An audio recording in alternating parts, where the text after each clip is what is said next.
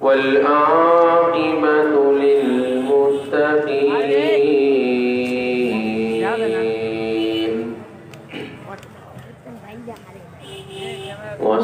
والصلاة والسلام على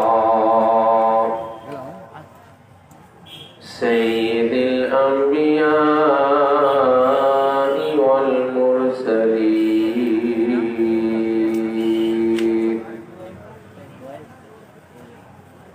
وعلى آله وأهل بيته طيبين الطاهرين أجمعين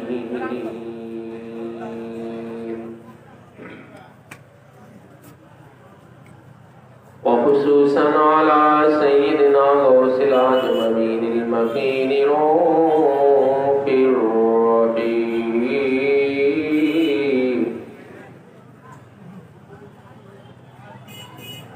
ثم السدة التحية والتعظيم لسيدنا ومرشدنا وهادينا ورهباننا سجدنا الشيخ حجر فاقب له كعبة حجرة سيد الشاه رشيد علي القادري الحسين والحسين البغدادي على جده نبينا عليه الصلاة والسلام.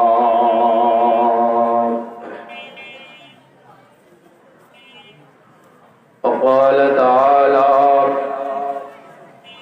في شان حبيبه ومحبوبه ومعشوقه مخبرا وآمرا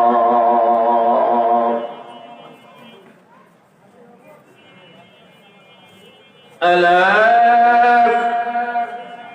إن أولياء الله لا خوف عليهم ولا هم يحزنون الذين آمنوا وكانوا يتقون. صدق الله مولانا العظيم وصدق رسوله النبي الحبيب الكريم.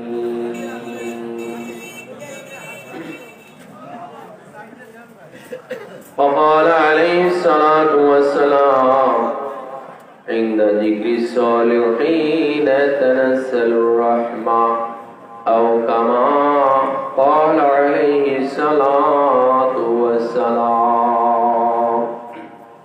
وقال تعالى في شان حبيبه ومحبوبه ومعشوقه وموجوده تشريفا وتعظيما.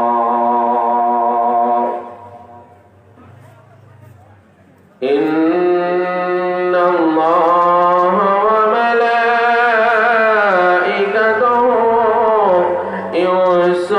يصلون على النبي يا أيها الذين آمنوا صلوا عليه وسلموا تسليما.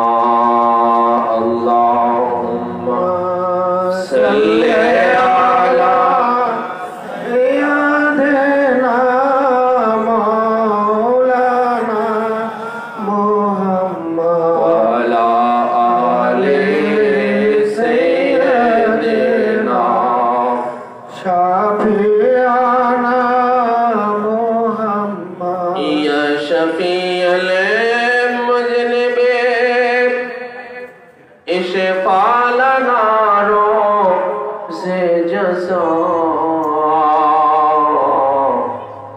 उम्मती है आपके शुक्र खुदा नाम खुदा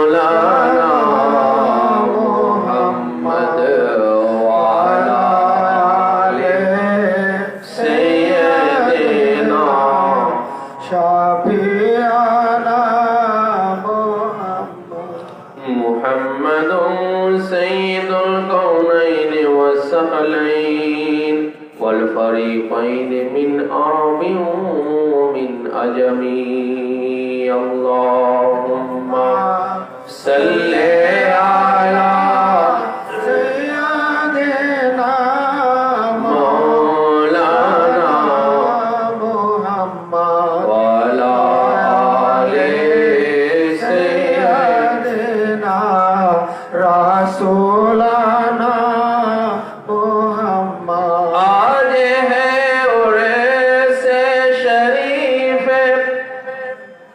हजरत इरशाद अली मामन जो दो सका का आज उर्स पाके है अल्लाहुम्मा सल्ले अला सय्यदिना मौलाना मुहम्मद वअला आले सय्यदिना शफीअना रब्बी सल्लि व सल्लिम व बारिक अलैहि। मुअज्जज़ हाज़रीन इकराम, সম্মানিত উপস্থিতি, আশিকানে মুস্তাফা ও আশিকানে আহলে বাইত মুস্তাফা, খাস করে আজকে পীর মুর্শিদ পাক দাদা হুজুর পাক কিবলা ও কাবা হুজুর পুরনূর হযরত সৈয়দ শাহ ইরশাদ আব্দুল কাদির আল হুসাইন ও হুসাইন আল বাগদাদি আলা জাদ্দিহি নবিয়না ওয়া আলাইহিস সালাতু ওয়াস সালাম পাকের মুহাব্বতে যারা এই মাসুমদিয়া খানাবাড়ি খানকা মসজিদ প্রাঙ্গণে আপনারা আগত হয়েছেন, এসেছেন, আপনাদের সকলের প্রতি জানাই আন্তরিক শুভেচ্ছা, মোবারকবাদ এবং আসসালামু আলাইকুম ওয়া রাহমাতুল্লাহ। অত্যন্ত ধৈর্য এবং ইশকের সহিত আপনারা যাবৎ আলোচনা শুনে আসতেছিলেন। রাত শেষ প্রহরের দিকে চলে আসলো, গভীরে চলে এসেছে রাত। এই জন্য গভীর রাত, শেষ রাত পর্যন্ত সবাই টিকে থাকতে পারে না। যেমন এই গাছে মুকুল ধরে, আম গাছে যে শীত আসতেছে গাছে মুকুল ধরবে, তাই না? পাকা পর্যন্ত কি সবাই থাকে? আম পাকতে কি সবাই থাকে নাকি? সবগুলো থাকে, ঝরে যায় না? এইরকম তাই দেখবেন সারা রাতের প্রোগ্রামে আপনার ওই প্রথম জোশে জোশে সবাই থাকে, হ্যাঁ, কিন্তু শেষ পর্যন্ত আমার এই আগে গোলাম আজম আঙ্কেল একটা কথা বলছেন যে ধৈর্য এবং ইশক মোহাব্বতের পরিচয় হলো শেষে, তখন শেষে। এই জন্য আল্লাহ পাক আমাদের এই শেষ পর্যন্ত যাদেরকে কবুল করেছেন, করবেন, আল্লাহ পাক আমাদের প্রত্যেকের উপরে আমাদের এই উপস্থিতি কবুল করুন, সবাই বলে আমিন। আমি আপনাদের সামনে একটা খাস মাউজু নিয়ে আলোকপাত করব। সেটা হলো এই, আমরা অনেক সময় আমাদের নবী পাক জনাবে মুহাম্মদুর রাসূলুল্লাহ সাল্লাল্লাহু তাআলা আলাইহি ওয়া সাল্লামের কাছে আমরা চাই কি চাই না? যারা চান তারা স্বীকার করবেন, যারা চান না তারা স্বীকার করার দরকার নেই। আমার কথা বুঝতে পেরেছেন?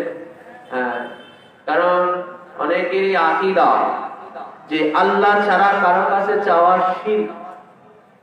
ঠিক না? ঠিক। হ্যাঁ, একটু জবাব দিবেন মেহরবানি করে। রাত হয়ে গেছে তো, এখন আমার তালে তালে যদি আপনারা না থাকেন তা আপনারা ঘুমিয়ে পড়বেন, আর আমি এখানে একা একাই চিল্লা পাল্লা করবো। এদের তালে তালে থাকবেন। আর রাসূল পাক সাল্লাল্লাহু আলাইহি ওয়াসাল্লামের আওলাদ পাক ইনাদের কাছে চাওয়া তো তাদের কাছে আরো বড় শিরক। তাদের একমাত্র আকীদা হচ্ছে যে আল্লাহ ছাড়া কারো কাছে চাওয়া যাবে না, এটা শিরক হারাম। তো আমি আজকে আপনাদের সামনে ভাই আমরা চাই আমরা আল্লাহ রাসূলের কাছে চাই, আমরা গৌসে পাকের কাছে চাই, চাই কি চাই না? চান তো সবাই নাকি? হ্যাঁ, যেটা আপনি করেন সেটা আপনি অকপটে স্বীকার করবেন। আপনি যেটা করেন এবং আপনি যেটা বলেন সেটা অকপটে স্বীকার করার সাহস রাখবেন বুকে। আর একটা কথা জেনে রাখবেন, আজকে পীর মুর্শিদ পাকের উরুস পাকে হাজির হয়েছে। আমি যদি এই টপিকসটা নিয়েছি, তারপরে চেষ্টা করব পীর মুর্শিদ পাকের শানে কিছু বলা, কারণ ওনার উরুসে পাক, ওনার শানে আলোচনা তো কিছু হওয়া দরকার, ঠিক কিনা বলেন? হ্যাঁ, তো একটা কথা জেনে রাখবেন, বড় হুজুর পাক কিবলা ও কাবার দরবার পাকে যত কাজ হয় আমাদের আপা মাওলা বড় হুজুর পাক কিবলা ও কাবা, যিনি আমাদের নবী পাকের 35তম বংশধর আছেন, এবং ওনারই দাদা হুজুর পাক কিবলা ও কাবা, যিনার উরসে পাকে আজকে আমরা, ঠিক কিনা বলেন? তো ভাই, এই দরবার পাকে আমরা যা করি এবং আমরা যা বলি এগুলো রেফারেন্স আছে, এগুলো ডকুমেন্টারি, এগুলো কোরআন পাকের দলিল আছে, হাদিস পাকের দলিল আছে, ইজমাতে আছে, কিয়াসে আছে, তারিখে আছে, ফিকহাতে আছে, এরপরে ফতোয়ার কিতাবাদিতে এগুলো আছে। আমি সেগুলো আপনাদের সামনে একটা একটা করে তুলে ধরবো। হ্যাঁ, কোরআনে আছে, তাফসিরে আছে, হাদিসে আছে, এগুলো আমি আপনাদের সামনে একটা একটা করে তুলে ধরবো ইনশাআল্লাহ। কারণ এগুলো আমাদের জানতে হবে। আমরা যেগুলো করি, এগুলো বলি, এগুলো যে কোরআনে আছে, হাদিসে আছে, এগুলো আমাদের জানতে হবে, ঠিক কিনা বলেন? যেগুলো আছে এগুলো আমাদের জানতে হবে। না জানার কারণে আজকে আমরা ওয়াহাবিদের কাছে থেকে যাই। ওয়াহাবিদের কাছে আপনারা সবাই জবাব দিতে পারেন না। আপনারা বলেন আমরা তো মাওলানা না, আপনারা বলে থাকেন আমরা তো মাওলানা না, আপনাদেরকে আটকায় দেয় ওয়াহাবিরা। হ্যাঁ, কিন্তু আসলে দলিল আছে, শুধু আমাদের জানা না থাকার কারণে আমরা ওদের কাছে অনেক সময় আটকে যাই, আমরা অনেক সময় চুপ হয়ে আমাদেরকে চলে আসতে বলেন, ঠিক কিনা? আজকে সর্বপ্রথম আমি হাদিস পাক থেকে, কোরআন পাক থেকে আপনাদের কাছে একটা রেফারেন্স কোট করব। সেটা হলো এই সূরা ইউসুফের 42 নম্বর আয়াতে পাকের মধ্যে, আয়াতে পাকের শেষ অংশ, ফালাবিসা ফিস সিজনি বিদউই সিনিন। এই আয়াত পাকে তাফসিরে কবির, তাফসিরে রুহুল বায়ান এবং তাফসিরে খাজিনের মধ্যে উল্লেখ করা হয়েছে যে আল ইস্তিআনাতু বিন নাসি ফি দাফই লিদ-দারারি ওয়াল যুলমি জায়েজাতুন। ইমাম ফখরুদ্দিন রাজি তাফসিরে কবিরের মধ্যে বলেছেন, এইভাবে তাফসিরে রুহুল বায়ান এসেছে, তাফসিরে খাজিনের মধ্যে এসেছে এই আয়াতে পাকে তাফসিরে, সেটাই যে কারো ক্ষতি বা জুলুম থেকে রক্ষা পাওয়ার জন্য অন্য লোকের কাছে সাহায্য প্রার্থনা করা এটা জায়েজ।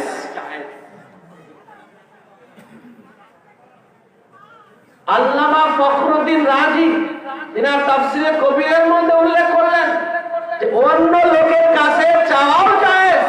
আপনি কারো জুলুমে পতিত হয়েছেন, মানে আপনি মাজলুম হয়েছেন, আপনি নির্যাতিত হয়েছেন, আপনি কারো দ্বারা ক্ষতিগ্রস্ত হবেন, সেটা থেকে রক্ষা পাওয়ার জন্য, তার ক্ষতি থেকে রক্ষা পাওয়ার জন্য, তার জুলুম নির্যাতন থেকে মুক্তি পাওয়ার জন্য, নিরাপত্তা পাওয়ার জন্য আপনার আল্লাহ পাকের কাছে সাহায্য চাওয়া উচিত।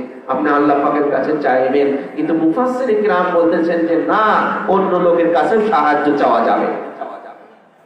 আছে কি নাই বলেন? এটা সাহায্য চাওয়া, এটা দেখেন কোরআনে তাফসীর থেকে আমি আপনাদের সামনে তুলে ধরলাম। এবারে আসেন রাসূল পাক সাল্লাল্লাহু আলাইহি ওয়াসাল্লামের হায়াতে পাকে, রাসূলের আদর্শে আমরা আসি। কারণ মোল্লারা আজকে কথায় কথায় বলবে, দেখবেন বলবে যে রাসূলের সুন্নাত মোতাবেক আমাদের চলতে হবে, রাসূলের আদর্শ মোতাবেক আমাদের চলতে হবে, বলে কি বলে না? রাসূলের আদর্শ মোতাবেক আমরা তাহলে আসি, রাসূলের সুন্নাত মোতাবেক আমরা আসি, যে আল্লাহ ছাড়া রাসূলের কাছে চাওয়া, এটা যে রাসূলেরই আদর্শ, এটা রাসূলেরই হুকুম আছে চাওয়ার জন্য, আল্লাহ রাসূলের কাছেও চাওয়ার জন্য স্বয়ং আল্লাহ রাসূলেরই সুন্নাত আদর্শ, হুজুরেরই হুকুম পাক আছে। আজকে সেটা আমি আপনাদের কাছে প্রমাণ করতে চাই। এই হাদিস মুসলিম শরীফের প্রথম খণ্ডের 193 পৃষ্ঠা, মুসলিম শরীফ, সহিহুল মুসলিম, as-sahihu লিল মুসলিম, অর্থাৎ ইমাম মুসলিম রহমতুল্লাহি আলাইহি ওনার সহিহ কিতাব সহিহুল মুসলিম, বুখারী শরীফের পরে যে কিতাব সিয়াসিতা, দ্বিতীয় সেকেন্ড কিতাব মুসলিম শরীফের প্রথম খণ্ডের 193 পৃষ্ঠার মধ্যে এই হাদিস পাকখানা এসেছে। রাসূল পাক সাল্লাল্লাহু আলাইহি ওয়াসাল্লাম, এবং এই হাদিস মিশকাত শরীফের 84 পৃষ্ঠার মধ্যে সংকলিত হয়েছে। ইমাম শাইখ ওয়ালিউদ্দিন, শাইখুল মুহাদ্দিস শাইখ ওয়ালিউদ্দিন ওনার মিশকাতুল মাসাবির 84 পৃষ্ঠার মধ্যেও এই হাদিস পাকখানা এনেছেন। সেটা নেই আন রাবিয়াতা ইবনে কাবিন قال كنت ابيت مع رسول الله صلى الله تعالى عليه واله وسلم فاتيته بوضوءه وحاجته فقال لي سل فقلت اسالك مرافقتك في الجنه قال او غير ذلك قلت هو ذاك قال فعني على نفسك بكثرة السجود رواه مسلم। রাসূল পাক সাল্লাল্লাহু তাআলা আলাইহি ওয়া সাল্লামের একজন খাদেম ছিলেন, ওনার নাম হচ্ছে রাবিয়া বিন কাব। আল্লাহ রাসূল একজন খাদেম সাহাবী রাবিয়া বিন কাব, উনি বলেন আমি একদিন আল্লাহ রাসূলের রাতের খেদমতে নিয়োজিত হলাম, রাতের বেলায় হুজুরের খেদমতে নিয়োজিত হলাম। রাসূল পাক সাল্লাল্লাহু আলাইহি ওয়াসাল্লাম উনি ওনার হাজত ছাড়লেন, আমি ওনার ওযুর পানি এনে দিলাম, হুজুর ওযু করলেন। এবারে আল্লাহ রাসূল সাল্লাল্লাহু আলাইহি ওয়াসাল্লাম ওযু করার পরে আমাকে হুকুম করলেন যে কল আলী, উনি আমাকে বললেন সাল চাও। এই দেখেন, সাল চাও, কি চাওয়ার আছে তোমার চাও। স্বয়ং আল্লাহ রাসূলের কাছে চাইতে বলতেছেন যে হে রাবিয়া, তোমার কি চাওয়ার আছে বলো, চাও। উনি পরে চাইলেন ফাকুলতু আসআলুকা মুরাফাকাতাকা ফিল জান্নাহ, বলি ইয়া রাসূলুল্লাহ, আমি আপনার সোহবাতে থেকে, আপনার সংস্পর্শে থেকে, আপনার কাছে থেকে ঠিক যেইভাবে আপনাকে খেদমত করতেছি, আপনার সাহচর্যে আছি, আপনার সংস্পর্শে আছি, বলে জান্নাতের মধ্যে আমি আপনার সাথেই থাকতে চাই। যা বলেন তো, জান্নাতের মালিককে সবাই কইলেন না, বলেন না জান্নাতের মালিককে। জান্নাত তাকে দেবে কে? আল্লাহই তো। বান্দাকে জান্নাত দিবে কে? কিন্তু রাসূলের কাছে যে জান্নাত চাইলো, যে সাহাবী কি শিরক করলো? বলেন, রাসূলের শিরক করেছে? কোন সাহাবী শিরক করতে পারে?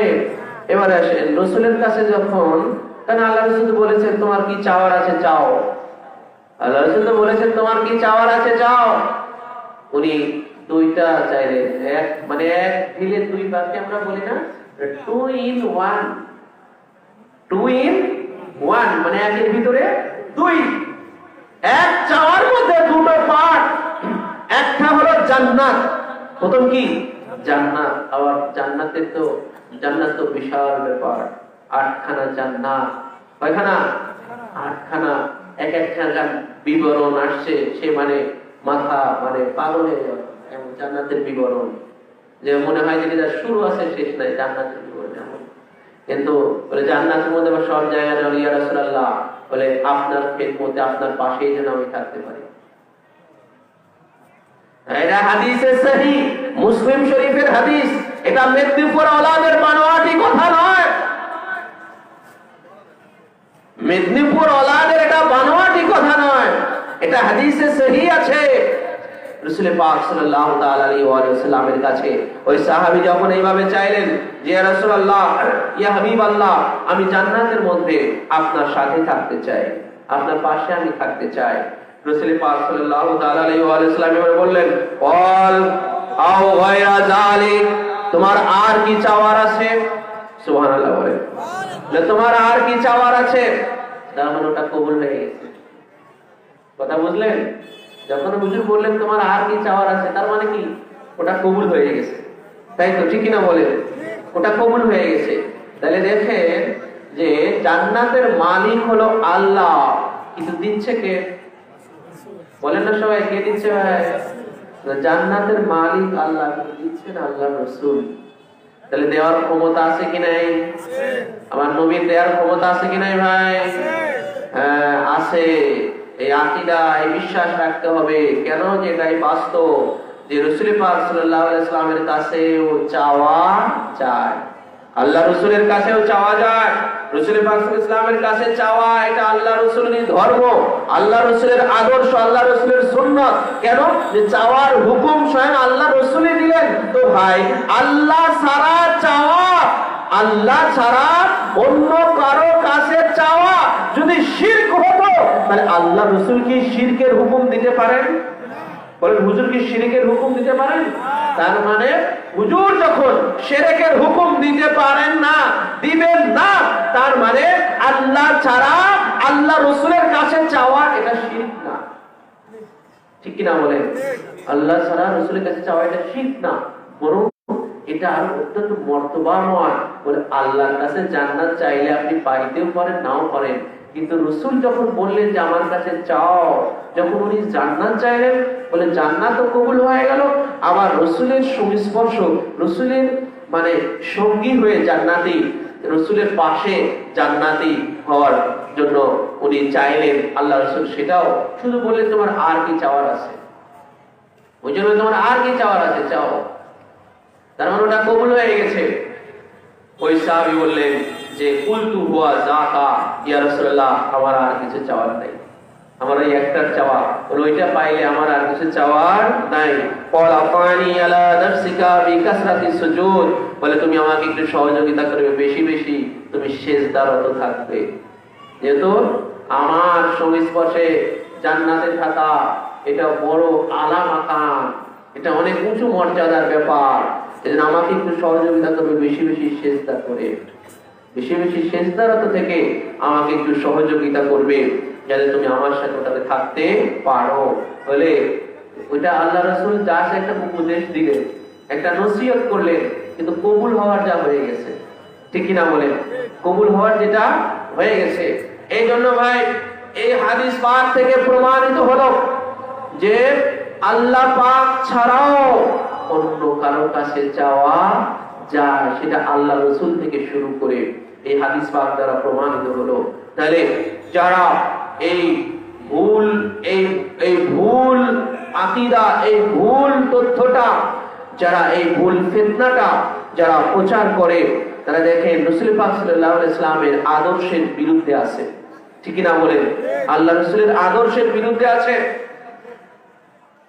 হযরত আবু হুরায়রা রাদিয়াল্লাহু তাআলা আনহু বলেন, কুলতু ইয়া রাসূলুল্লাহ সাল্লাল্লাহু আলাইহি ওয়াসাল্লাম ইন্নী আসমাউ মিনকা হাদিসান কাসীরা ফাআনসাহু ক্বাল আবসিত রিদাকা ফাবাসাতুহু ফাওয়ারাফা বিয়াদিহি ফীহি সুম্মা ক্বালা দাম্মিহু ফাদাম্মিতুহু ফামা নাসিতু শাইয়ান বাদ।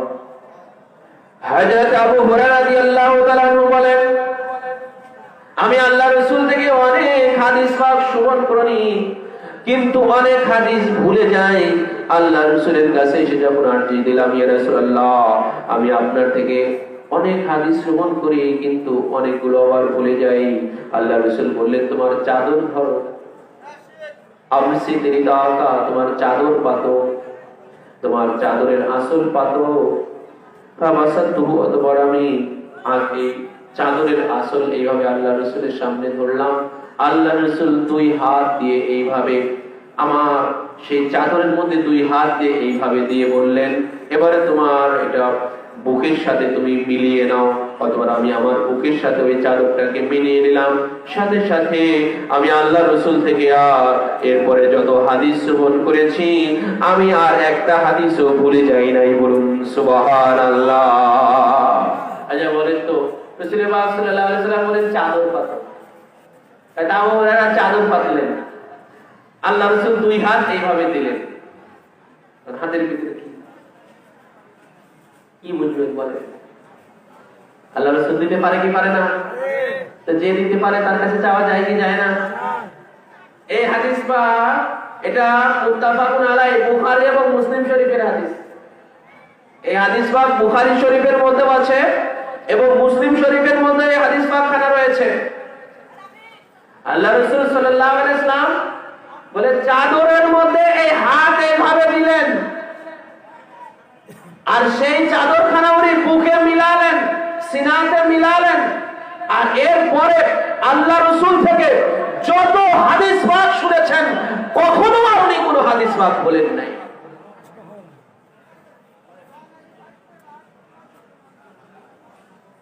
এইভাবে ইন্তেকালের পর হযরত আব্দুল্লাহ ইবনে ওমর রাদিয়াল্লাহু তাআলা আনহু আল্লাহর হাবিবকে সাহায্য চেয়েছেন। রাসূল পাক সাল্লাল্লাহু আলাইহি ওয়াসাল্লাম ইন্তেকাল করেছেন, পর্দা নিয়েছেন, এর পরের ঘটনা ওনার ইন্তেকালের পরের ঘটনা। এই হাদিস পাকখানা হযরত ইমাম বুখারী রাহমাতুল্লাহি আলাইহি ওনার আদাবুল মুফরাদের মধ্যে উনি উল্লেখ করেছেন।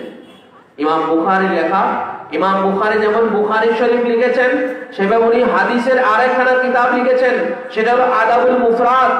সেই আদাবুল মুফরাদ কিতাবের মধ্যে এই হাদিস পাকখানা এসেছে। হাদিস পাকখানার আমি অনুবাদ আপনাদের সামনে তুলে ধরছি।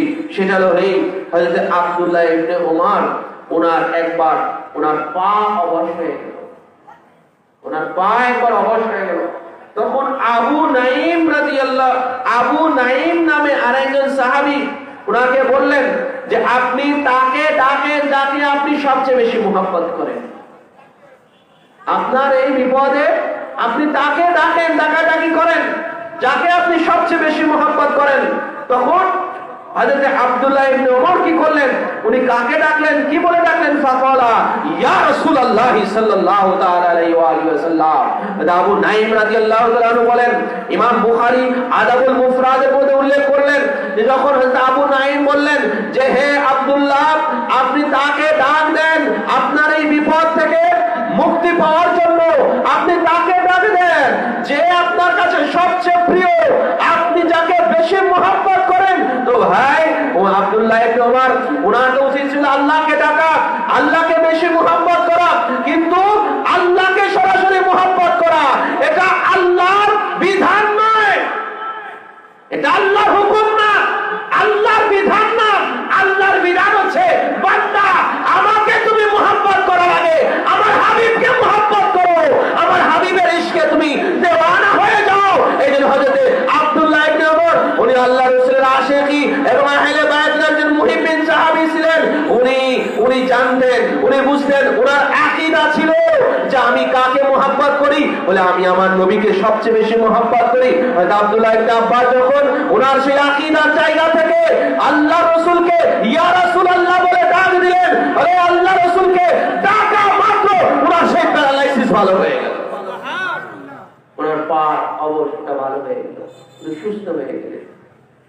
এরপর উনি দিব্যি চলাফেরা করতে লাগলেন হযরত আব্দুল্লাহ ইবনে ওমর রাদিয়াল্লাহু তাআলা আনহু। তাহলে দেখেন যে এই যে বিপদে পড়ে জান্নাত থেকে শুরু করে আপনার এই দুনিয়াবি কোন বিপদে পড়েও চাওয়া রাসূল পাক সাল্লাল্লাহু আলাইহি ওয়াসাল্লামের কাছে চাওয়া, এটা সাহাবীদের সুন্নাত ভাই। তো সাহাবীরা স্বয়ং যদি আল্লাহ রাসূলের কাছে চাইতে পারে, আমরা পারি কি পারি না? সবাই বলেন আমরা পারি কি পারি না? এই মুল্লারা যারা কথায় কথায় যারা সাহাবীদের কথা বলে, বলে সাহাবীদের আদর্শ মোতাবেক আমাদের চলতে হবে, বলে কি বলে না? বলে সাহাবীদের আদর্শ মোতাবেক আমাদের চলতে হবে। সাহাবীদের আদর্শ হচ্ছে আল্লাহ রাসূলের কাছে চাওয়া। বিপদে বলে জান্নাত থেকে শুরু করে বলে জান্নাতও আল্লাহ রাসূলের কাছে চাওয়া যায়। বিপদগ্রস্ত হলে আল্লাহ রাসূলের কাছে বিপদ থেকে মুক্তি পাওয়ার জন্য চাওয়া যায়। মুশকিলাতে পড়লে মুশকিলাত থেকে আসানি পাওয়ার জন্য রাসূল পাক সাল্লাল্লাহু আলাইহি ওয়াসাল্লামের কাছে চাওয়া যায়। এটা আল্লাহ রাসূলের সুন্নাত, এটা সাহাবায়ে কেরামের সুন্নাত, এটা সাহাবায়ে কেরামের সুন্নাত। সাহাবায়ে কেরাম চেয়েছেন। তাহলে সাহাবায়ে এই বর্তমানে এই মুল্লারা যারা চাওয়ার ব্যাপারে দেখবেন কথায় কথায় আল্লাহ ছাড়া কারোর কাছে চাওয়া যাবে না, সাফ সাফ বলে দিবে, বলে কি বলে না বলে। এখানে আমি দুইখানা হাদিস পাক আপনাদের সামনে তুলে ধরলাম। ইমাম বুখারীর লেখা মুসলিম শরীফেও আছে এবং আপনার বুখারী শরীফেও আছে তিনখানা হাদিস। এবং আদাবুল মুফরাদ থেকে আমি তুলে ধরলাম যে রাসূল পাক সাল্লাল্লাহু আলাইহি ওয়াসাল্লামের কাছে স্বয়ং সাহাবীরা চেয়েছেন। সাহাবীরা শ্রেষ্ঠ নাই, মোল্লারা শ্রেষ্ঠ বলেন? এবার আপনারা বিচার করেন, সাহাবীরা কে মোল্লাদের চেয়ে কম বুঝতে পারে? বর্তমানে যারা মুফতিরা যারা এই ফতোয়াবাজি করতেছে, আমার নবীর সাহাবীরা কে এদের চেয়ে কম বুঝতো বলেন নাকি বেশি বুঝতো? কি মনে হয় আপনাদের, কোনটা বেশি? এবার আসেন, এই যারা এইসব ফতোয়াবাজি করে, ওহাবিরা, খারিজিরা, এই ওহাবি খারিজি ওহাবি সম্প্রদায়েরা, এগুলো হলো ওহাবি আকীদা। এগুলো হচ্ছে ওহাবি আকীদা। যারা এই আকীদা পোষণ করে থাকে আল্লাহ ছাড়া কারো কাছে যাওয়া যাবে না, এলে এই বর্তমান ওহাবিদের গুরু যারা গুরু ছিল, যেমন আশরাফ আলী থানভী, কাসেম নানতবী, রশিদ আহমদ গাঙ্গুহি, ইসমাইল দেহলভী, এরা হলো বর্তমান ওহাবিদের গুরু ছিল। এই ভারতবর্ষে ওহাবি মতবাদ এরা এনেছে, জেনে রাখবেন। এই ভারতবর্ষে, বাংলাদেশে ওহাবি মতবাদের পয়দা হয়েছে সৌদি আরবে, আব্দুল ওহাব নাজরি থেকে। নাজ এটা সৌদি আরবের একটা নগরী, একটা শহর। রাসূল পাক সাল্লাল্লাহু আলাইহি ওয়াসাল্লাম থেকে এই শহরটা ছিল নাজ শহর। আল্লাহ রাসূল যে নাজ শহরের জন্য বদদোয়া করেছেন, খারাপই ভবিষ্যৎবাণী করেছেন। নাজবাসীরা যখন আল্লাহ রাসূলের কাছে দোয়া চেয়েছে বারবার, আল্লাহ রাসূল নাজবাসীদের জন্য দোয়া করেন নাই, ওই শহরবাসীদের জন্য দোয়া করে নাই। কেন? হুজুর বলেছেন যে হুনালিকা সালাসিলু ওয়াল ফিতনু ওয়াবিহি ইয়াতলাউ করনু শাইতান। ওই নাজ শহর থেকে কিভাবে, ওই নাজ শহর থেকে কিয়ামতের জালজালা হবে, কিয়ামতের কম্পন হবে ওই নাজ শহরে, এবং ওই নাজ শহর থেকে ফিতনা হবে, এবং ওইখান থেকে শয়তানের শিং উদয় হবে। এই দিনটা ভবিষ্যৎবাণী করেছেন আল্লাহ রাসূল। যার কারণে আল্লাহ রাসূল এই নাজদের জন্য দোয়া করে নাই, নাজবাসীদের জন্য দোয়া করে নাই, ওই জায়গার জন্য দোয়া করে নাই। আজকে সৌদি আরবের রাজধানী সেই নাজ। আজকে সৌদি আরবের রাজধানী কি নাম ভাই? না, বর্তমান নাম কি? সৌদি আরবের রাজধানী বর্তমানে কি? রিয়াদ। ওরা এই যে এই নাজ নামটাকে দেখে রিয়াদ রেখেছে সৌদি আরবের। সেই নাজ নামে হাদিস পাকে এসেছে। নাজ উল্লেখ করে আল্লাহ রাসূল হাদিস পাকে এটার জন্য খারাপ ভবিষ্যৎবাণী করেছেন। এই নামই রাখা যাবে না, ওরা রিয়াদ নাম রাখলো। আর ওটাকে ওই সৌদিয়ানরা ওই শহরটাকে ওরা রাজধানী বানিয়ে দিল। তাহলে রাসূলের কথা কি গুরুত্ব দিল ভাই, মানল কি বলেন? যারা বাঙালিরা সৌদি আরব বলে বলে লাফালাফি করে, আছে গেছে না? সৌদি আরব বলে বলে লাফালাফি করে, মানে সৌদি আরবে যা আছে এটাকে তারা ধর্ম মনে করে, যেটাই ধর্ম। সৌদি আরবে যা আছে এটাই ধর্ম। এলে বর্তমানে সৌদিতে যা চলতেছে এগুলোই ধর্ম, যা নাই এগুলো ধর্ম না, এটা এটা মনে করে। কারণ সৌদি আরবে প্রকাশ্যে মিলাদ কিয়াম নাই, মনে করে মিলাদ কিয়াম এটা ধর্মের আয়োজন, আর কিছু না। সৌদি আরবে ওরস 11 শরীফ নাই, সৌদি আরবে আহলে বায়তের কথা নাই, সৌদি আরবে তরিকার রীতি রেওয়াজ নাই, বলে এগুলো ধর্মের মধ্যে না। বলে সৌদি আরবে যা আছে এগুলো ধর্ম। বর্তমানে অনেক বাঙালিরা, বিশেষ করে ওহাবি মাইন্ডের যারা, এরা কিন্তু তাই মনে করে, ঠিক কিনা বলেন? এদের কথায় কথায় সৌদি আরবে কথা বলে ভাই। আমি বলবো যে রাসূল করিম সাল্লাল্লাহু তাআলা আলাইহি ওয়া সাল্লাম উনি যেই নাজ শহরের ব্যাপারে এমন খারাপই ভবিষ্যৎবাণী করলেন, সেই সৌদিয়ানরা কি করে ওই শহরটার নাম পরিবর্তন করে ওটাকে রাজধানী বানাতে পারে? যেই জায়গাটা খারাপ, যেই জায়গাটা কিয়ামতের কম্পন হবে, যেই জায়গা থেকে ফিতনা হবে, যেই জায়গা থেকে শয়তানের শিং বের হবে, আমার নবীর জামানাতে ওই নাজ শহর তো রাজধানী ছিল না, ঠিক কিনা বলেন? নবীর জামানায় সেই নাজ শহর ওটা রাজধানী ছিল না। কি করে ওরা সেই শহরটাকে রাজধানী বানাতে পারলো? আমার নবীর কথা কি মানলো ওরা, ঠিক কিনা বলেন? নবীর কথাকে কি মানলো ভাই? যেমন ধরেন, আমি যদি জেনে শুনে আপনাকে আমি বলি যে ওই জায়গাটা খারাপ আছে, আপনি যদি সেই জায়গাতে যান, আপনি কি আমার কথা মানলেন? তো নবী যখন বললেন এই জায়গাটা এত খারাপ, আমি দোয়া করলাম না, সেই জায়গাটা ওরা রাজধানী বানায় দিল, তার মানে কি হ্যাঁ, মানুষের ব্যাপক সমাগম হবে সেখানে, ঠিক কিনা বলেন? এমন খারাপ জায়গায় মানুষের ব্যাপক সমাগম হবে, যাতায়াত হবে। তাহলে রসুলের কথার কি কোনো মূল্য দিয়েছে ওরা ভাই? বলেন, কোনো মূল্য দিয়েছে? তো এই ভারতবর্ষে এই ওহাবী মতবাদ যারা মাথায় করে নিয়ে আসলো, যাদের বুকের ভিতরে করে নিয়ে আসলো, এই ভারতবর্ষের কিছু ওহাবী মতাবলম্বী, ওহাবী মত অনুসরণকারী, যেমন কাসেম নানতবী, রশিদ আহমদ গাঙ্গুহি, আশরাফ আলী থানবী, ইসমাইল দেহলভী, এরা হলো এই ভারতবর্ষে ওহাবী মতবাদ নিয়ে এসেছিল। এরা এনে ভারতবর্ষে ছড়িয়েছে, আমাদের বাংলাদেশে চলে এসেছে আবুল আলা মৌলভী, এই জামাত ইসলাম, এটা ওহাবী। আবুল আলা মৌলভী এটার প্রতিষ্ঠাতা। তো এই আশরাফ আলী থানবী দেখেন, ওর একটা ফতোয়ার কিতাবের মধ্যে সাওয়ার ব্যাপারে স্বীকার করেছে, এর ওহাবী। এরপরে ওরা স্বীকার করেছে, হ্যাঁ, বর্তমান ওহাবীদের এই লিডারেরা, এই আশরাফ আলী থানবী, তার লেখা একটা কিতাব ইমদাদুল ফতোয়া, ৩য় খণ্ডের আকায়েদ ও কালাম অধ্যায়ে উল্লেখ আছে। আশরাফ আলী থানবীর লেখা একটা ফতোয়ার কিতাব ইমদাদুল ফতোয়া।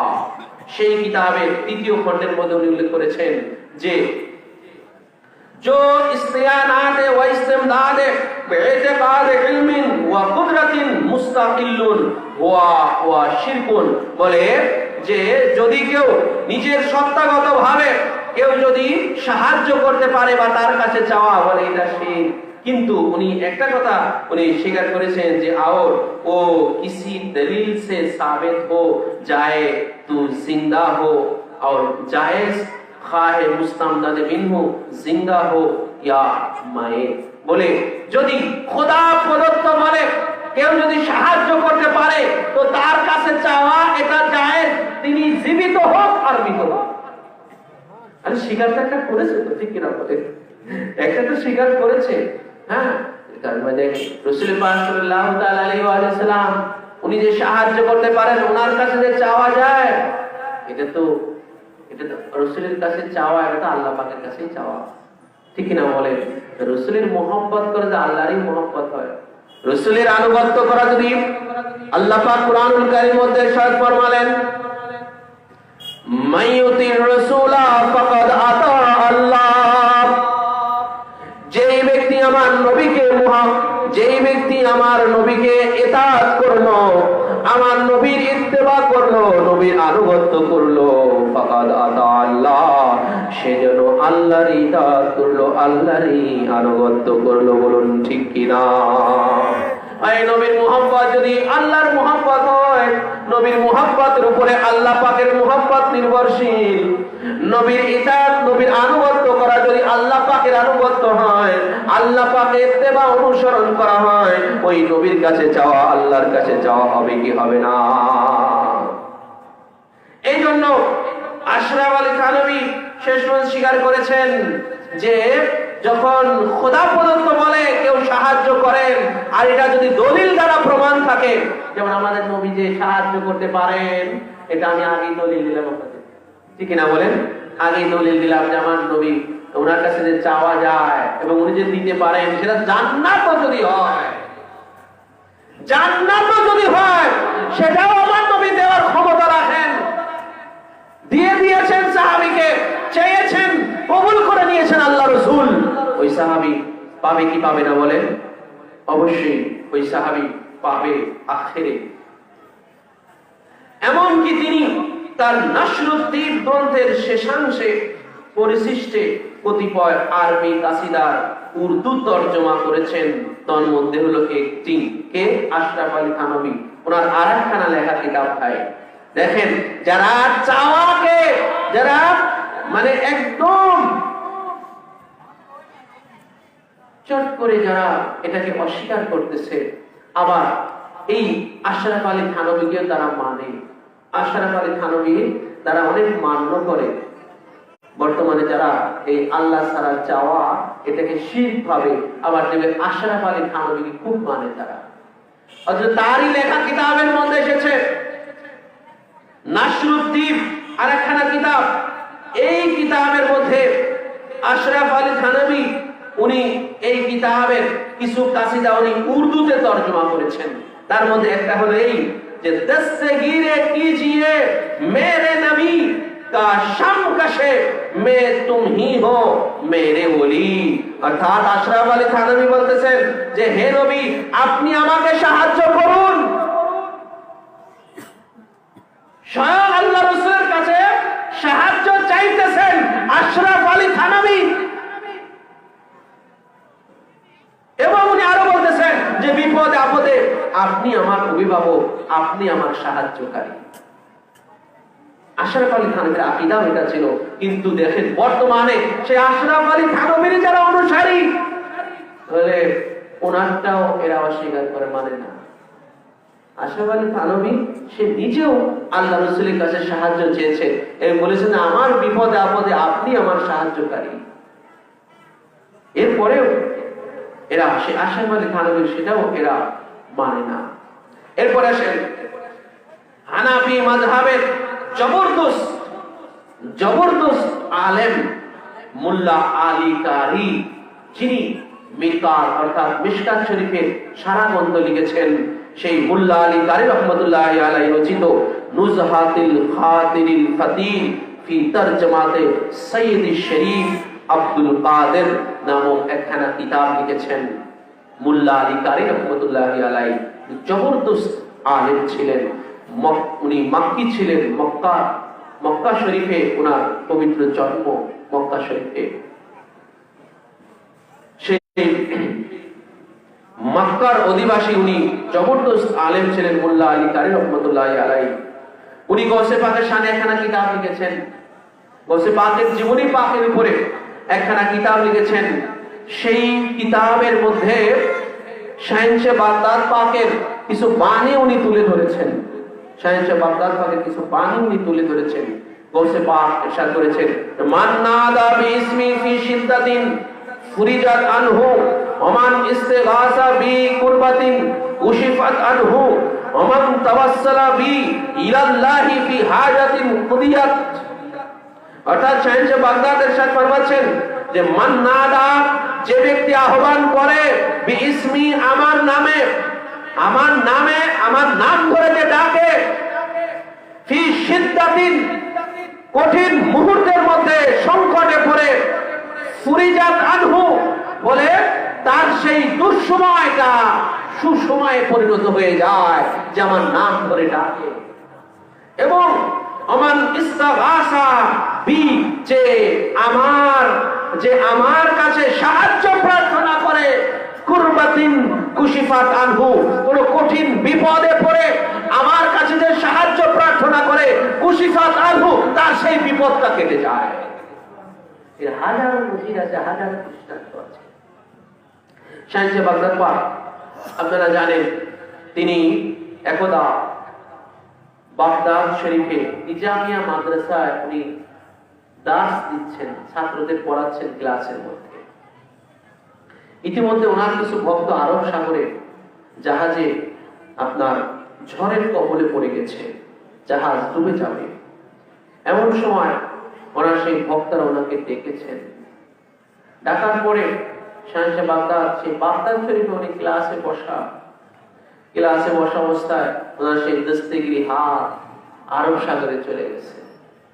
দস্তগিরি হাত দিয়ে তিনি সেই জাহাজটাকে হাতে ধরে উনি তীরে কুলে উনি ভিড়ায় দিয়েছেন।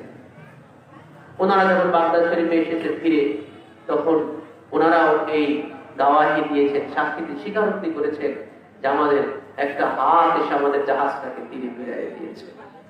গৌসে পাক এটা বলেছেন। ছাত্ররা যখন দেখলো না হাত দিয়ে টপটপ করে পানি পড়তেছে, তখন ছাত্ররা জিজ্ঞেস করল, হুজুর আপনার হাত দিয়ে যে টপটপ করে পানি পড়তেছে, তখন উনি বললেন এই ঘটনা। তো কোথায় বাগদাদ শরীফ আর কোথায় আরব সাগর? উনি কি করে এত দূর থেকে জাহাজটাকে তীরে ভিড়ালেন ভাই? সেটা নেই যে এই পৃথিবীটা গৌসে পাকের কাছে এত বড় না, এত দূরত্ব না, এত বিশাল না। তিনি পাক জবানে ইরশাদ করেছেন, নাযারতু ইলা বিলাদিল্লাহি জামআন কা খারদালাতিন আলা হুকমি ইত্তিসালি। ও জমিনবাসীরা, রে জেনে রেখো, আমি গৌসে পাক যখন আমার বেলায়েতি নজর দিয়ে আল্লাহর তামাম জগৎ সমূহের দিকে তাকাই, আল্লাহ রাজত্বের দিকে তাকাই, নাযারতু ইলা বিলাদিল্লাহ, আল্লাহর যত জগৎ রয়েছে, অসংখ্য জগৎ রয়েছে, আমি আল্লাহর জগৎ সমূহের দিকে যে যখন আমি আমার দস্তগিরি, আমি আমার গৌসিয়াতের বিলায়েতি নজর দিয়ে যখন আমি তাকাই, কা খারদালাতিন আলা হুকমি ইত্তিসালি, তখন তামাম জগৎ সমূহ আমার কাছে একটা সরিষা দানার মতো মনে হয়, ঠিক কিনা? গৌসে পাকের কওল কাসিদায়ে গৌসিয়ার মধ্যে শামসে বাগদাদ পাক এই কওলখানা তিনি বর্ণনা করেছেন। এই জন্য গৌসে পাক বাগদাদ শরীফে থাকলেও আরব সাগর ওনার থেকে দূরে না, ঠিক কিনা বলেন? শব্দ নিকটে, শব্দ হাতের নাগালে, সরিষা দানার মতো যার কাছে। এই জন্য এটা গৌসে পাকের কাছে কোনো ব্যাপারই না, ঠিক কিনা বলে? এই জন্য উনি এইভাবে উনাকে কেউ ডাকলে উনি এইভাবে সাড়া দিতে পারে। তো এই বাহজাতুল আসরার কিতাবের মধ্যে গৌসে পাকের লেখা আছে না কিতাব বাহজাতুল আসরার, সেই বাহজাতুল আসরার কিতাবের মধ্যে গৌসে পাক উনি এই বাণীগুলো উল্লেখ করেছেন। এইগুলো উনি এই হুজুর গৌসে পাকের বাহজাতুল আসরারের মধ্যে বলা এই কথাগুলো মোল্লা আলী কারি রহমতুল্লাহি আলাইহি আবার ওনার লেখা কিতাব গৌসে পাককে নিয়ে ওনার কিতাবে উনি সংকলন করেছেন। এবং সৈয়দ জামাল মক্কি হানাফি রহমতুল্লাহি আলাইহি উনি ওনার লেখা একটা ফতোয়ার কিতাব ফতোয়ায়ে জামাল মক্কি গ্রন্থে একটি প্রশ্নের উল্লেখ করে তার জবাব দিয়েছেন এইভাবে। মক্কা শরীফের মুফতি ভাই দেখেন, মক্কা শরীফের মুফতি আমাদের বাংলাদেশের কোনো মুফতি না। বলে মক্কা শরীফের যদি মুফতি হয় তো সৌদি আরবের তো মুফতি, ঠিক না বলেন? সৌদি আরবের মুফতি না, যারা সৌদি বলে যারা, সেই সৌদি আরবের পর মক্কা শরীফের মুফতির কথা বলতেছি। ওনার নাম হচ্ছে জামালে মক্কি, মানে মক্কা শরীফের অধিবাসী। ওনার লেখা একখানা ফতোয়ার কিতাব রয়েছে ফতোয়ায়ে জামালে মক্কি। সেই গ্রন্থে উনি উল্লেখ করেছেন, ওনার কাছে একটা প্রশ্ন করা হলো।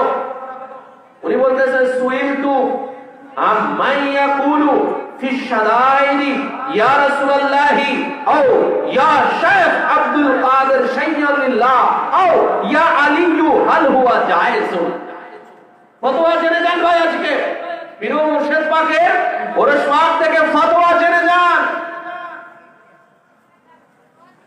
মক্কা শরীফের মুফতির কথা, আমাদের মেদিনীপুর দরবারের কোনো মুফতি না।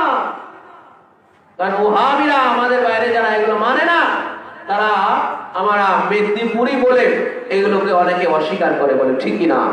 ভাই মক্কা শরীফের মুফতির কথা বলতেছি, আপনি ফতোয়ায়ে জামালে মক্কি নিয়ে আসেন, দেখেন সেই ফতোয়ার কিতাবের মধ্যে এটা আছে কি নাই। যদি না থাকে তাহলে আমাদেরকে ধরেন যে আপনারা আপনাদের খানকাপাক থেকে এই ভুল তথ্যগুলো আপনারা ওয়াজ করেন, ঠিক না বলেন? আমি তো চ্যালেঞ্জ করতেছি ভাই।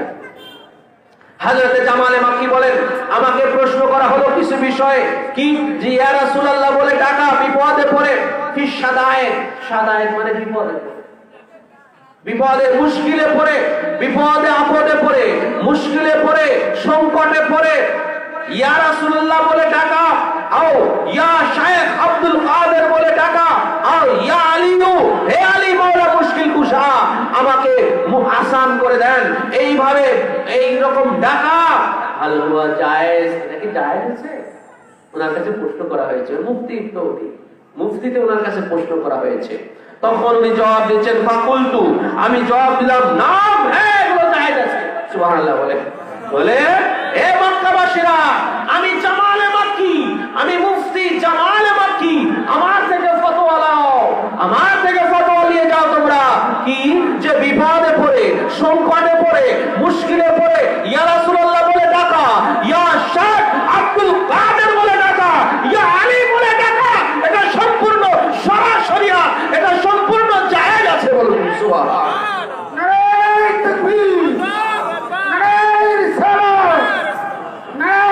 হায়দারি, নারে হাসান, নারে হুসাইন, নারে গৌস, বড় হুজুর পাক কিবলা ও কাবা, ছোট হুজুর পাক কিবলা ও কাবা, বড় শান্ত হুজুর পাক কিবলা ও কাবা, দ্বীন ইসলাম, আঞ্জুমানে কাদরিয়া, নারে তাকবীর।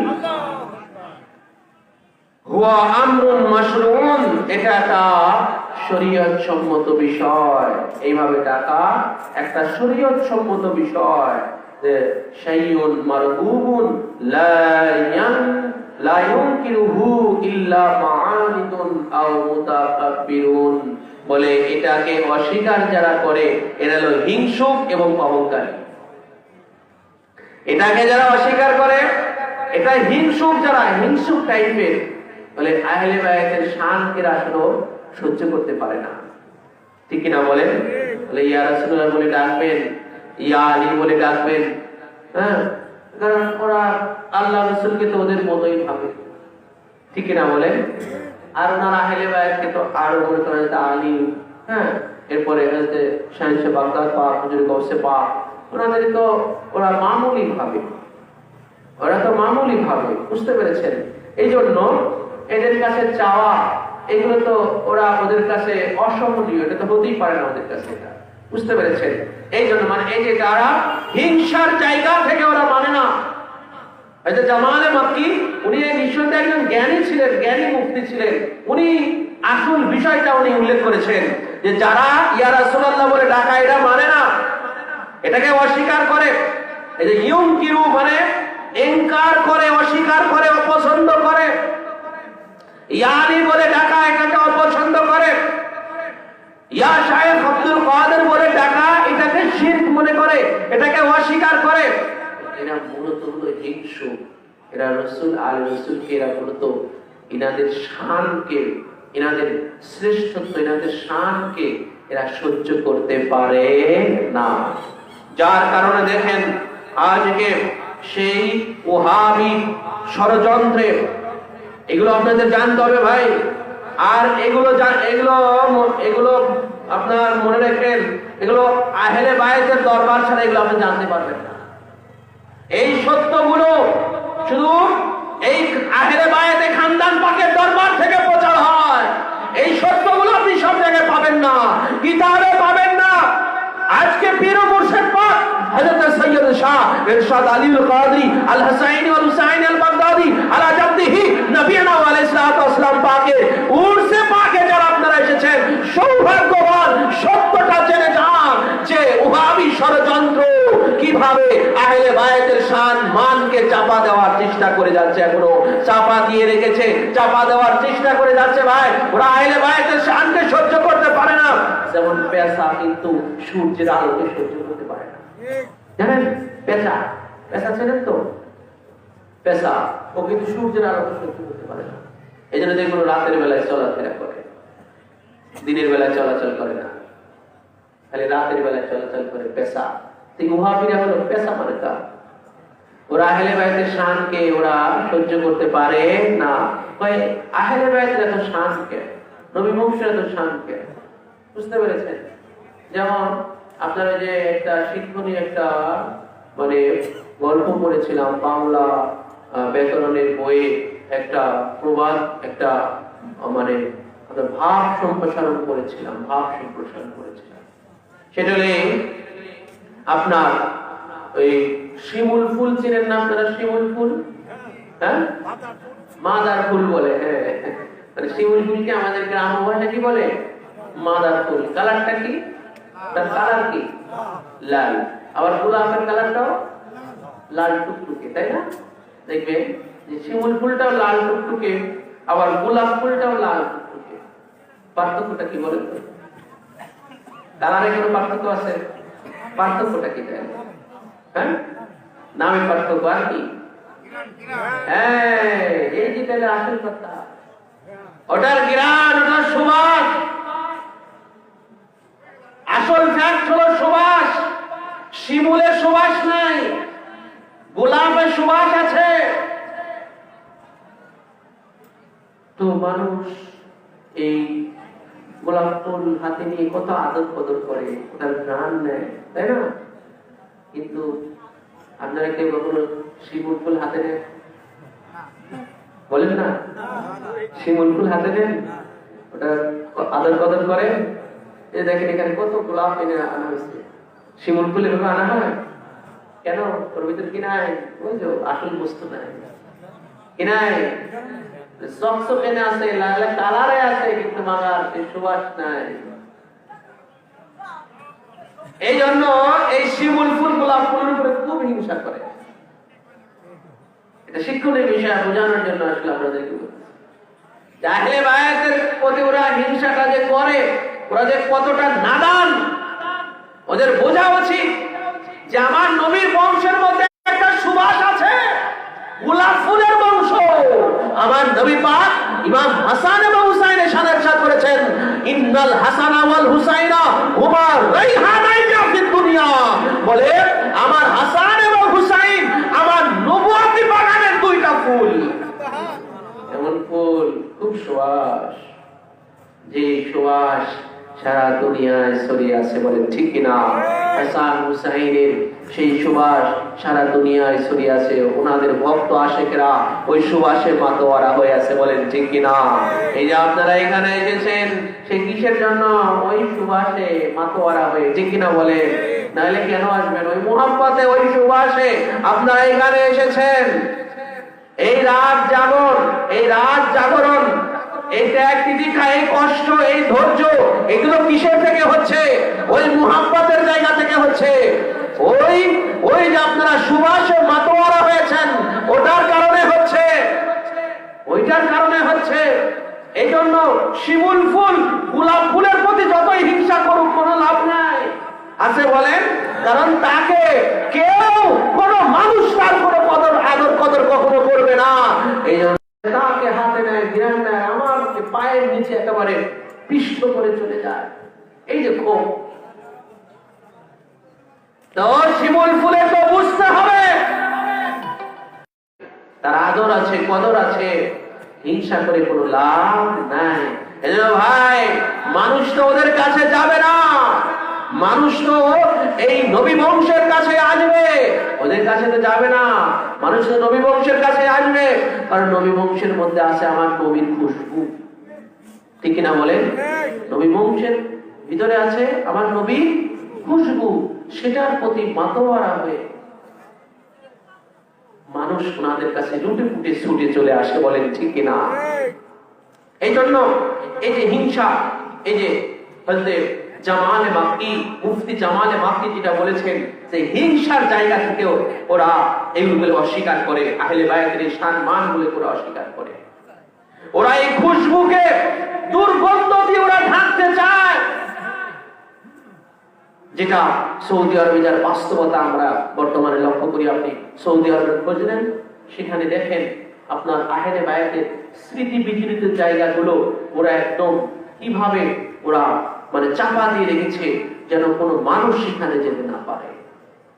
যেমন আহলে বায়াতের একটা অন্যতম নবী বংশের মওলাই কায়নাতের স্মৃতি বিজড়িত জায়গা খুম্বে গাদির, ঠিক কিনা বলেন? সেই খুম্বে গাদিরে কিন্তু এখন যাওয়ার কোনো সুযোগ নাই, জেনে দেয় না সেখানে। অথচ আল্লাহ রাসূল যে খুম্বে গাদিরের পারে এই উম্মতের নাজাতের ফয়সালা করে গেলেন,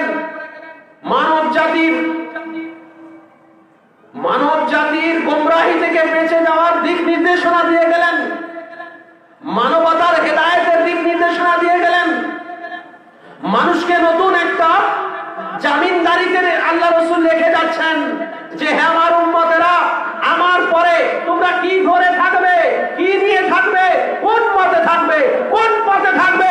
আল্লাহ রাসূল সেই খুম্বে গাদিরের পরে বিদায় হজ সম্পন্ন করে মক্কাতে ফিরার, মদিনাতে ফিরার পূর্বেই মক্কা এবং মদিনার মাঝামাঝি জায়গা সেই খুম্বে গাদিরের পরে আবার আল্লাহ রাসূল লক্ষাধিক সাহাবায়ে কিরামকে এক জায়গা করে আবার একটা ভাষণ দিলেন, খুতবা প্রদান করলেন। সেখানে সেই মঞ্চে উঁচু জায়গাতে দাঁড়িয়ে আল্লাহ রাসূল আবার একটা ধর্মটাকে একটা ভিন্ন একটা আঙ্গিকে নিয়ে যাচ্ছেন, আবার মন ঘুরাইয়া দিচ্ছেন যে হে আমার উম্মতেরা, বোনেরা, হে সাহাবীরা, হে মানব জাতিরা, আমি তো তোমাদের অন্তর আড়ালে চলে যাব, আমি পর্দায় চলে যাব। তোমরা কি ধরে থাকবে, কোন মতে থাকবে, কি নিয়ে থাকবে? তোমরা কার জামিনদারিতে থাকবে, কার হেফাজতে থাকবে, কার দায়িত্বে থাকবে? আমি তোমাদের সেই জায়গা তোমাদের দেখায় দিয়ে যাচ্ছি, আমি সেই নেটওয়ার্ক তোমাদেরকে ধরা দিয়ে যাচ্ছি, আমি সেই কেন্দ্র, সেই মার্কার, সেই সেন্টার তোমাদেরকে দেখায় দিয়ে যাচ্ছি। কি যারা আজ পর্যন্ত আমি নবীকে যারা মাওলা মেনেছো, আমাকে জামিনদারি ভেবেছো, আমাকে অভিভাবক মেনেছো, আমাকে স্মরণ করেছো, আমাকে যারা ধরেছিলে, আজকে থেকে আমি আরেকটা ধরার হাত আমি তোমাদের মধ্যে রেখে গেলাম, আরেকটা সেন্টার তোমাদেরকে দেখায় দিয়ে গেলাম, আরেকটা জামিনদারি তোমাদেরকে দিয়ে গেলাম। সেটা হলো মান কুনতু মাওলাহু ফাহাজা আলিয়ুম মাওলা। আমি যার মাওলা, আজকে থেকে আমি যার জামিনদারিতে ছিলাম, আমি যার মাওলা ছিলাম, আমি যার প্রভু, আমি যার অভিভাবক করতে ছিলাম, জেনে রেখো আজকে থেকে আমার আলী তোমাদের সেই মাওলা, তোমাদের অভিভাবক, তোমাদের জামিনদারি হয়ে গেলে। নারায়ে তাকবীর, নারায়ে রিসালাত, নারায়ে হায়দারি, নারায়ে হাসান, নারায়ে হুসাইন, নারায়ে গাউস, বড় হুজুর পাক কিবলা ও কাবা, ছোট হুজুর পাক কিবলা ও কাবা, বড় শান্ত হুজুর পাক কিবলা ও কাবা, দ্বীন ইসলাম, নারায়ে তাকবীর। তো ভাই রাসূল করিম সাল্লাল্লাহু আলাইহি ওয়াসাল্লাম যেই জায়গাতে বেলায়েত প্রতিষ্ঠা করলেন, যেই জায়গাতে উম্মতের আবার নতুন জামিনদারি প্রতিষ্ঠা করলেন মাওলাই কায়নাত শেরে খোদা মাওলা আলী মুশকিল কুশা, তাহলে চিন্তা করেন সেই জায়গাটা কতটা গুরুত্বপূর্ণ, ঠিক কিনা বলেন? সেই জায়গাটা কতটা গুরুত্বপূর্ণ, অথচ সেই জায়গাটা ওরা নিচ্ছিন্ন করে রেখেছে এই সৌদি, এই ওয়াহাবিরা সেই জায়গাটাকে নিশ্চিহ্ন করে রেখেছে। খুম্বে গাদির মানুষের স্মৃতিপট থেকে হারিয়ে ফেলতেছে। এগুলো জানতে হবে, আপনাদের বুঝতে হবে। এটা আহলে বায়তের দরবার থেকে আপনি জানতে পারবেন, বুঝতে পারবেন। জেনে দেখেন এই সত্যটা সব জায়গাতে পাওয়া যাবে না, এই সত্য সব জায়গায় পাবেন না। আজকে সেই খুম্বে গাদিরে মানে কারো যাওয়া নেই, কেউ যদি সেখানে যায় তাহলে তাকে পানিশমেন্ট দেওয়া হয়, তাকে পানিশ দেওয়া হয়, শাস্তি দেওয়া হয়। কেন? ওরা জানে এই জায়গায় নবী বংশের স্মৃতি, এই জায়গায় আসলে মানুষ আবার নবী বংশের সেই রাজ এদের কাছে জাহির হয়ে যাবে, নবী বংশের শান মান মর্যাদা এদের কাছে জাহির হয়ে যাবে। ওরা ইচ্ছা করে এগুলো চাপা দিয়ে রেখেছে।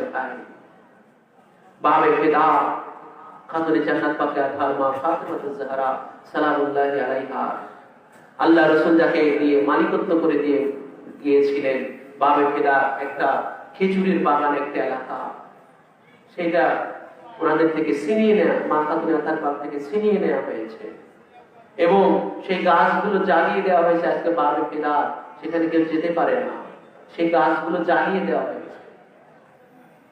তাহলে আপনি কি বুঝবেন এবারে? সৌদি আরবকে কি বুঝবেন? যেখানে বেলায়েত প্রতিষ্ঠিত হয়, যেখানে উম্মতের জামিনদারি রেখে দেওয়া হয়, সেই জায়গাটাকে নিশ্চিহ্ন করে দেওয়া হয়। আর যেই জায়গাকে আল্লাহ রাসূল এত খবিসি বলেছেন যে যেখানে কিয়ামতের কম্পন হবে, যেখানে ফিতনা হবে, যেখানে শয়তানের সিং উদয় হবে, সেই জায়গাটাকে রাজধানী বানিয়ে দেওয়া হয়। সেই জায়গাতে মানুষ দিদারসে যাচ্ছে, কারণ রাজধানী মানুষ তো জানেই। দেখেন সৌদি আরবে কি অবস্থাটা চলতেছে, এগুলো কি কোন জায়গা থেকে? ওই যে একটা কথা ধরে আমি এগুলো নিয়ে আসছি আপনাদের সামনে, যে হিংসার জায়গা থেকে। কোন জায়গা ভাই? হিংসার জায়গা। যে আহলে বায়তের প্রতি ওদের হিংসা, আহলে বায়তের প্রতি ওদের বিদ্বেষ ভাবাপন্ন, হিংসা ভাবাপন্ন। আহলে বায়তের এই শানগুলো ওরা কখনোই সহ্য করতে পারে না, ওরা মানতে পারে না। যার কারণে ইচ্ছা করে ওরা এগুলো চাপা দিয়ে রেখেছে, চাপা দিয়ে রেখেছে এগুলোকে। কিন্তু আজও সত্য, ওই যে একটা আমরা একটা কথা বলি, সত্যের বাতি টিপ টিপ করে নজর চলে, সত্যের গুড় আধারেও মিষ্টি লাগে, ঠিক কিনা বলেন? এই জন্য দেখবেন যে সত্য আজ সেই সত্যগুলো ওই সৌদি মক্কা মদিনার সৌদি আরবে জাহিরে থাকতে না পারে, কিন্তু ওই সত্যের ধারক বাহক, হুম্মে গাদিনের ধারক বাহক, বাবে ফেদাকের ধারক বাহক এবং খাতুনের এবং রাসূল পাক সাল্লাল্লাহু আলাইহি ওয়াসাল্লামের আব্বা জান আম্মা জান ওনাদের মাজারে আকদাসে যেতে দেওয়া হয় না। এবং সেখানে আপনার এই যে সুগন্ধি বললাম, ওরা কি করেছে সেখানে মানে পেট্রোল ছিটায় রেখেছে, দুর্গন্ধ ময়লা আবর্জনা ছিটায় রেখেছে।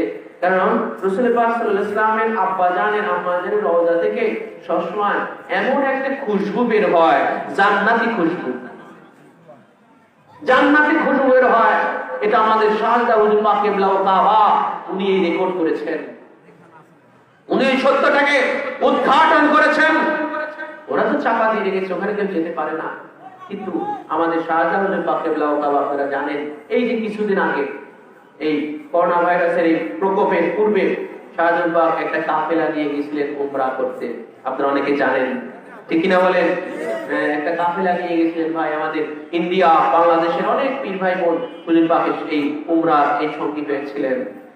তো যারা ঘুরে এসেছে তাদের কাছে বর্ণনা শুনেছি, হুজুর পাকের খাদেম যারা হুজুর পাকের একদম সাথে ছিলেন, হুজুর পাক উনি 4-5 জন খাদেম নিয়ে উনি খুব সিক্রেটে গোপনে রাতের বেলায় উনি সেই রাসূল পাক সাল্লাল্লাহু আলাইহি ওয়াসাল্লামের আব্বা জানের রওজা আকদাসে মাজারে আকদাসে গিয়েছিলেন। ওখানে যাওয়ার জন্য পুলিশ মোতায়েন করা, কোন ড্রাইভার যদি কাউকে নিয়ে যায় ওই ড্রাইভারের শাস্তি হবে, তার ড্রাইভিং লাইসেন্স ক্যান্সেল করে দেয়, এমন অবস্থা। কিন্তু শাহজাদা হুজুর পাক কিবলা ও কাবা অলৌকিক ভাবে গিয়েছেন। উনি খাদেমরা বলেন, খাদেমদের কাছে শুনেছি এইভাবে যে এই কয়েকজন খাদেমকে নিয়ে গেছিলেন, এর মধ্যে একজন আমাদের রাজবাড়ির টোকন বাইরে ছিলেন। ওনার কাছে আমি নিজে শুনেছি, উনি বললেন যে হুজুর পাক যখন যাবেন হঠাৎ করে একজন এই ড্রাইভার এসে হুজুর পাক বলছে, হযরত আপনি ওখানে যাবেন, চলেন আমি আপনাকে ওখানে নিয়ে যাব। হঠাৎ করে এক ড্রাইভার এসে বলছে, হুজুর পাক বলছে, হযরত আপনি ওখানে যাবেন, চলেন আমি আপনাকে নিয়ে যাব। বাস উনি ওনাকে নিয়ে গেলেন। ওই ড্রাইভার শাহজাদা পাককে একটা পাহাড়ের উপরে রাসূল পাক সাল্লাল্লাহু আলাইহি ওয়াসাল্লামের আব্বা জানের মাজারে আকদাস, উনি ওই খাদেম ভাই বলেন আমরা ওখানে গিয়ে দেখি এই পুলিশেরা কি করেছে, ওখানে এই মাজারের চারপাশ দিয়ে পেট্রোল ছিটায় রেখেছে।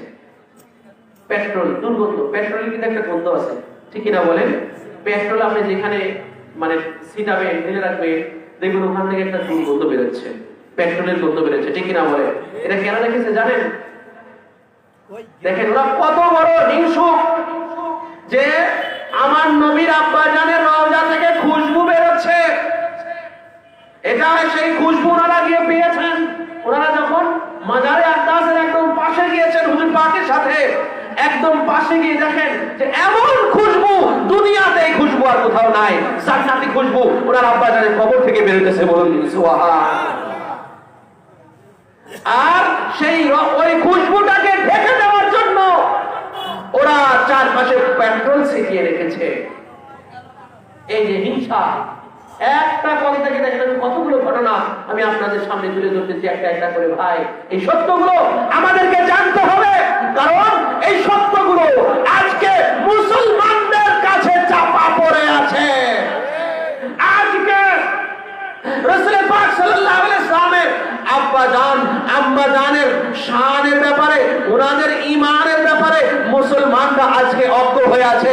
আজ রাসূল পাক সাল্লাল্লাহু আলাইহি ওয়াসাল্লামের চাচা জান খাজা আবু তালিব আলাইহিস সালামের ঈমানের ব্যাপারে মুসলমানেরা জানে না। ওনার ঈমানটা আজ পর্যন্ত বেশিরভাগ মুসলমানের কাছে খাজা আবু তালিব আলাইহিস সালামের ঈমানটা জাহির হলো না, প্রকাশিত হলো না, এবং মুয়াবিয়ার মুনাফিকি ধরা পড়লো না, ঠিক না বলেন?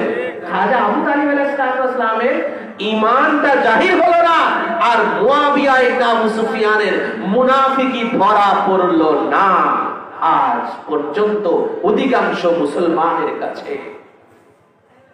এই যে রাসূল পাক সাল্লাল্লাহু আলাইহি ওয়াসাল্লামের চাচার বিরুদ্ধে যিনি হযরত আলী কারামাল্লাহু ওয়াজহার আব্বা জান ছিলেন, ওনার বিরুদ্ধে এই ষড়যন্ত্র, এটা কি কোন জায়গা থেকে ভাই? ওই যে হিংসার জায়গা থেকে। হিংসার জায়গা থেকে হযরত জামালে মাক্কি যে বলেছেন যে হযরত ইয়া আলী বলে ডাকা, এটাকে যারা অস্বীকার করে হিংসার কারণে করে আর অহংকারের কারণে করে। ইয়া শাইখ আব্দুল কাদের জিলানী বলে ডাকা, এটাকে যারা অস্বীকার করে এটা হিংসার জায়গা থেকে করে। এই যে দেখেন রাসূল পাক সাল্লাল্লাহু আলাইহি ওয়াসাল্লামের চাচা জানের ঈমানটাকে ওরা চাপা দিয়ে রেখেছে।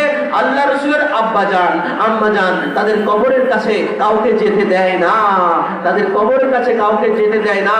এটা হিংসার জায়গা থেকে। মওলাই কায়নাত শের খোদা মওলা আলী মুশকিল কুশা ওনার মর্যাদাকে ক্ষুণ্ণ করেছে, ওনার মর্যাদাকে, ওনার প্রাপ্যকে মাহরুম করেছে, বঞ্চিত করেছে।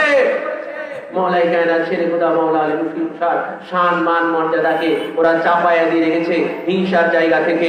হুজুরে গৌসে পাকের শান মান ওরা মানে না, ওনাকে সাধারণ ভাবে হিংসার জায়গা থেকে এবং অহংকার মুতাকাব্বিরান অহংকারের জায়গা থেকে। বলে আহলে বায়াতের শান মান যারা মানে না, চেনে না, বোঝে না, ওরা হচ্ছে অহংকারী। আর অহংকারী হওয়া এটা ইবলিসের স্বভাব, ইবলিসের চরিত্র। জেনে রাখবেন, অহংকারী এটা অহংকার, ভিতরে অহংকার সৃষ্টি করা এটা ইবলিসের স্বভাব, ইবলিসের চরিত্র। এটা সর্বপ্রথম ইবলিসের মধ্যে এই অহংকারটা সৃষ্টি হয়েছিল, যেটা কুরআন কারীমের সূরা বাকারার 34 নম্বর আয়াতে পাক বের করে দেয়। সূরাতুল বাকারা এর 34 নম্বর আয়াত। ওয়াইদ কুল্লা দুখুলু وَإِذْ قُلْنَا لِلْمَلَائِكَةِ اسْجُدُوا لِآدَمَ فَسَجَدُوا إِلَّا إِبْلِيسَ أَبَى وَاسْتَكْبَرَ وَكَانَ مِنَ الْكَافِرِينَ। হাবিব আমার ওই সময়ের কথা স্মরণ করুন যখন আমি সমস্ত ফেরেশতাদেরকে বলেছিলাম তোমরা আদমকে সিজদা করো, তখন ফাসাজাদু সব ফেরেশতারা আদমকে সিজদা করলেন, ইল্লা ইবলিস শুধুমাত্র ইবলিসে করলো না। ইবলিস কেন করলো না আল্লাহ পাক সেটাও বলে দিয়েছেন। ও জমিনবাসীরা রে, ও বনি আদমেরা, আদম সন্তানেরা, জেনে রেখো তোমাদের আদি পিতা আদম আলাইহিস সালামকে কেন ইবলিস মশাই, কেন ইবলিস শয়তান, কেন সে সিজদা করেছিল না, জেনে রেখো তার মধ্যে দুইটা কারণ। একটা হলো আবা, সে অস্বীকার করেছিল, ওয়াস্তাকবারা এবং সে অহংকার করেছিল। অহংকারের জায়গা থেকে আজও দেখেন ওই ইবলিস পন্থী যেই ওহাবিরা আছে, ইবলিস পন্থী যেই নামধারী মুসলমানেরা আছে, ওহাবিরা, ওই ইবলিস পন্থী যেই মোল্লারা আছে, মুফতিরা আছে, আজও যারা আহলে বায়াতের সম্মান এটাকে অমান্য করে, এটার স্বীকারোক্তি দেয় না, এটার ব্যাপারে তারা অহংকার করে, এটার ব্যাপারে তারা উগ্রতা মিজাজ প্রদান করে, এটাকে তারা মানে না। কারণ হলো ইবলিসের চরিত্র তাদের মধ্যে ভর করে আছে। বলুন ঠিক কিনা? ইবলিস যেমন ঠিক যেভাবে আদম আলাইহিস সালামের সম্মানকে মানে নাই, অহংকার করেছিল, ইবলিস বলেছিল আয় আল্লাহ তুমি আমাকে আগুন থেকে সৃষ্টি করেছো, খলাকতানি মিন নারিন ওয়া খলাকতাহু মিন তিন। আয় আল্লাহ তুমি আমাকে আগুন থেকে সৃষ্টি করেছো আর এই আদমকে তুমি মাটি থেকে সৃষ্টি করেছো। আমি আগুন মাটি থেকে সৃষ্ট, এই জন্য আমি আদমকে আমি সিজদা করতে পারি না। বলুন নাউযুবিল্লাহ। আজও ইবলিসের পথকে অনুসরণ করে আজও যারা মুহাম্মদ এবং আলে মুহাম্মদ নূরে মুহাম্মাদিকে যারা সিজদা করে না, আরে ভাই আদম আলাইহিস সালামকে কেন সিজদা করতে বলেছিলেন আল্লাহ পাক? কিতাবে হাদিস পাকের মধ্যে এসেছে যে মূলত আদম নবীর মধ্যে নূরে মুহাম্মাদি বিরাজ করতেছিল, বলেন ঠিক কিনা? মূলত ওই তাজিম, ওই সিজদা ছিল নূরে মুহাম্মাদের জন্য। এই জন্য আজও ওই নূরে মুহাম্মাদি যখন দুনিয়াতে প্রকাশিত হইল রে, হযরতে আবু খুযাইমা রাদিয়াল্লাহু তাআলা আনহু বলেন, আমি একদিন স্বপ্নের মধ্যে দেখলাম আমার নবীকে আমি সিজদা করতেছি। আমি জাগ্রত হয়ে নবীর দরবারে ছুটে আসলাম, ইয়া রাসূলুল্লাহ, ইয়া হাবিবাল্লাহ, আমি স্বপ্নে দেখলাম আপনাকে সিজদা করতেছি। আমার নবী শুয়ে পড়ে বললেন, হে ইবনে খুযাইমা, সাদ্দিক রুয়াকা, তুমি তোমার স্বপ্নকে আবারও বাস্তবে রূপ দাও, বলুন সুবহানাল্লাহ। আমার নবীকে সিজদা করা যায়, আমার নবী সিজদা পাওয়ার হাজারো যোগ্য। আদম নবী যদি সিজদা পাইতে পারে, আদম নবী যদি সম্মান পাইতে পারে, আমার নবী এই সম্মান পাওয়ার যোগ্য আর কম না বেশি? সবাই কইলেন না কম না বেশি? কত বেশি আমরা বলতে পারবো? বলেন, আমার নবী বড় না আদম নবী বড়? সব নবীকে এক জায়গায় করলে আমাদের নবী বরাবর হবে? বলে সব নবীকে যখন এক জায়গা করলে আমাদের নবীর বরাবর হতে পারে না, তো এক আদম নবী কি করে হয়? আর ওই আদম নবী সেই সম্মান পায়, আমার নবী ওই সম্মান পাওয়ার যোগ্যতা রাখে কি রাখে না? আর কম রাখে না বেশি রাখে ভাই? এই জন্য আদম নবীকে দিয়ে সর্বপ্রথম এই দুনিয়াতে নবী হিসাবে আল্লাহ পাক যেই নবীকে পাঠিয়েছিলেন, সেই নবী আমার আল্লাহ পাক দেখায় দিলেন, ও আমার নবীর উম্মতেরা রে, জেনে রেখো, আদম নবী যদি সম্মান পাইতে থাকে, তাহলে তোমাদের নবী আরো কত সম্মান পাওয়ার যোগ্য সেটা আমি বলবো না, তোমাদের বিবেকের উপরে ছেড়ে দিলাম।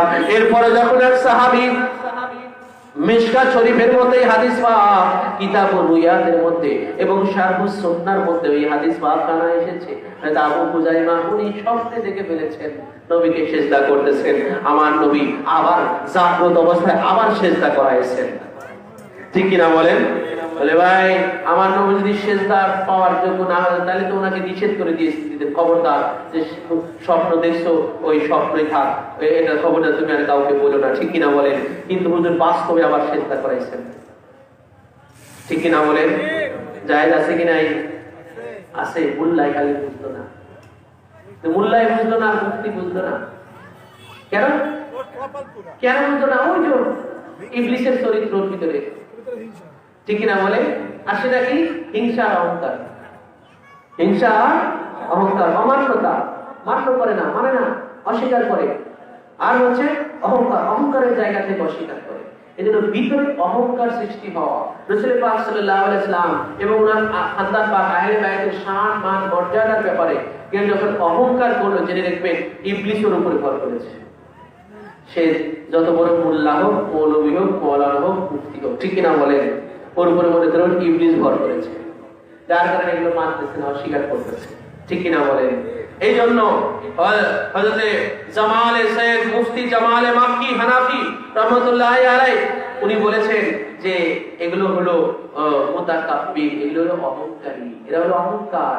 এই জন্য ইয়া আলী বলা এগুলো মানবে না, হ্যাঁ, ইয়া শাইখ আব্দুল কাদের শাইখ এগুলো মানবে না, হ্যাঁ, ওয়া মাহরুমুন আন ফুয়ুজিল আউলিয়া ওয়া বারাকাতিহিম, কারণ এরা হলো আউলিয়া ইকরামের ফায়েজ থেকে এরা বঞ্চিত। এই সবের কারণে আউলিয়া ইকরামের ফায়েজ থেকে এরা বঞ্চিত। আর আউলিয়া ইকরামের ফায়েজ থেকে যে বঞ্চিত হয়, জেনে রাখবেন, ও হেদায়েতের দিশা পাবে না, হেদায়েতের স্বাদ পাবে না, হেদায়েতের দিক পাবে না, গোমরাহির দিকে আল্লাহ পাক ওকে ঠেলে দিবে, গোমরাহির দিকে ঠেলে দিবে। সূরা কাহাফ বের করে দেখেন, আল্লাহ পাক সূরা কাহাফের মধ্যে ইরশাদ করেছেন, ওমাই উদলিল ফালান তাজিদ লাহু ওয়ালিয়াম মুরশিদা। আল্লাহ যাকে গোমরা করবে তার জন্য পাওয়া যাবে না কোন পথপ্রদর্শক ওলি, পথপ্রদর্শক ওলি তার থাকবে না ভাই। এটা আল্লাহ পাক কুরআনুল কারীমে সূরা কাহাফের মধ্যে আল্লাহ পাক বয়ান করেছেন, বর্ণনা করেছেন যে এই যারা আপনার এই পথপ্রদর্শক ওলি যাদের ভাগ্যে নাই, পথপ্রদর্শক ওলি যাদের ভাগ্যে নাই, যাদের ভাগ্যে জোটে নাই, কোন ওলির স্বর্ণপন্ন যারা হয় নাই, বলে এরা কখনো ওই হেদায়েত পাবে না। আল্লাহ তাদেরকে গোমরাহের দিকে ঠেলে দিবে। যে বান্দাকে গোমরাহ করে দিয়ে আল্লাহর কোনো লাভ আছে বলেন? আল্লাহর কোনো লাভ আছে? কিন্তু আল্লাহ পাক বলেন ওমাই ইউদলিল ফালান তাজিদা লাহু, যে আল্লাহ পাক যাকে গোমরাহ করবে, আল্লাহ কেন গোমরাহ করবে?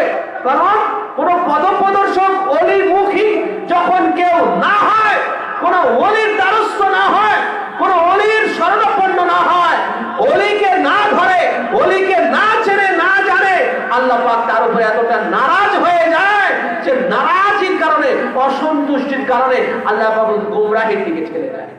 যে আমার অলির দিকে আসবে না, আমি যদি তুমি গোমরাহের দিকে ঠেলে দিলাম, কত কষ্ট করে দিলাম। এটা হলো আসল কারণ। এই জন্য আপনারা অত্যন্ত সৌভাগ্যবান যে শুধু অলি নয়, বলে অলিকে যারা বানানোওয়ালা, বলে সমস্ত অলিদের ঘাড়ের উপরে যাদের কদম থাকে, আপনারা সেই আলিশান খানদান এসেছেন, ঠিক কিনা বলেন ভাই? সমস্ত অলিদের গার্দানে যাদের কদম মুবারক থাকে, দুনিয়ার সমস্ত অলিরা যাদের দিকে চাতক পাখির মতো চেয়ে থাকে, জামানার ইমাম, জামানার গৌস যিনি থাকেন একজন, অনলি ওয়ান, একজন জামানার ইমাম থাকেন, জামানার গৌস থাকেন, যার শুনে আল্লাহ পাক কুরআনুল কারীমের মধ্যে ইরশাদ করেছেন ইয়াউমা নাদু কুল্লা উনাসিম বিইমামিহিম, আমি সেই দিন প্রত্যেকটা মানুষকে, কোন দিন? কিয়ামতের দিন আমি প্রত্যেকটা মানুষকে তার ইমামের সহিত আহ্বান করব, তার ইমামের সহিত আমি আহ্বান করব, সেই দিন আমি ইমামের সহিত আহ্বান করব। এই জন্য ভাই এই ইহকালে থাকতে, এই দুনিয়াতে থাকতে সে জামানার ইমামকে চিনে যেতে হবে, চিনে যেতে হবে।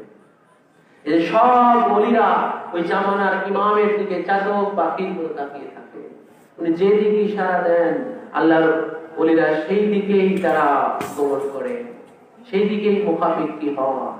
এই জন্য আপনারা এই জামানার ইমাম যিনাদের দরবারে আপনারা এসেছেন, এই খানদানে কাদিয়া বড়হুজুর পাক কিবলা ও কাবার এই দরবার পাক, যিনি রাখবেন এরা জামানার ইমামের দরবার পাক থাকে, এরা গৌসে পাকের সেই খানদান পাকে, গৌসে পাকের গদিনশীন আওলাদ পাক, এনারা গৌসে পাকের গদিনশীন আওলাদ আছেন। আমাদের বড় হুজুর পাক কিবলা ও কাবা, ছোট হুজুর পাক কিবলা ও কাবা, শাহাদা হুজুর পাক কিবলা ও কাবা, এনারা গৌসে পাকের সেই গদিনশীন আওলাদ পাক আছেন। এনারা জামানার ইমাম আছেন, জামানার গৌস আছেন। ইনাদের কদম মুবারক সমস্ত ওলিদের গার্দানের উপরে, সমস্ত আল্লাহর ওলিরা ইনাদের দিকে চাতক পাখির মতো তাকিয়ে ইনাদের শরণাপন্ন।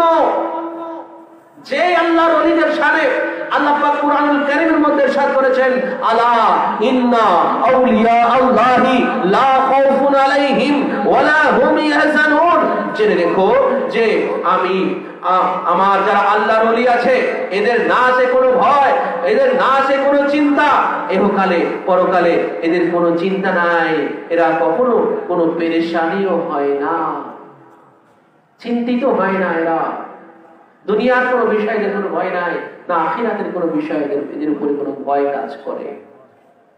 এটা সাধারণ ওলিদের ক্ষেত্রে। আর আমার নবী পাকের আওলাদে পাক যিনি রাখবেন, এনারা সমস্ত ওলিদের ঊর্ধ্বে, এনাদের ইশারায় আল্লাহর ওলি পয়দা হতে পারে কি পারে না বলেন? আমার গৌসে পাক চোরকেও কুতুব বানিয়েছেন ভাই, চোরকেও কুতুব বানিয়েছেন আমার গৌসে পাক। আর সেই গৌসে পাকেরই গদিনশীন আওলাদ এই 4 নম্বর দরবার পাক। এটা আমাদের আপনাদেরকে জানতে হবে, বুঝতে হবে যে আপনারা কোথায় এসেছেন, কোথায় দ্বারস্থ আছেন, কোথায় রাস্তায় বায়াত হয়েছেন। এর গুরুত্ব বুঝতে হবে ভাই, এটার গুরুত্ব বুঝতে হবে। কারণ নিজের মূল্যায়ন আগে নিজেকে করতে হবে, ঠিক কিনা বলেন? এই জন্য হুজুর গৌসে পাক শাহেনশে বাগদাদ পাক ওনার পাক জবানে ইরশাদ করেছেন না, আল বাইদাতু মিন্না বিআলফি ওয়াল ফারকু লা ইউকবিমুকা, ইরশাদ করনে ওয়ালা।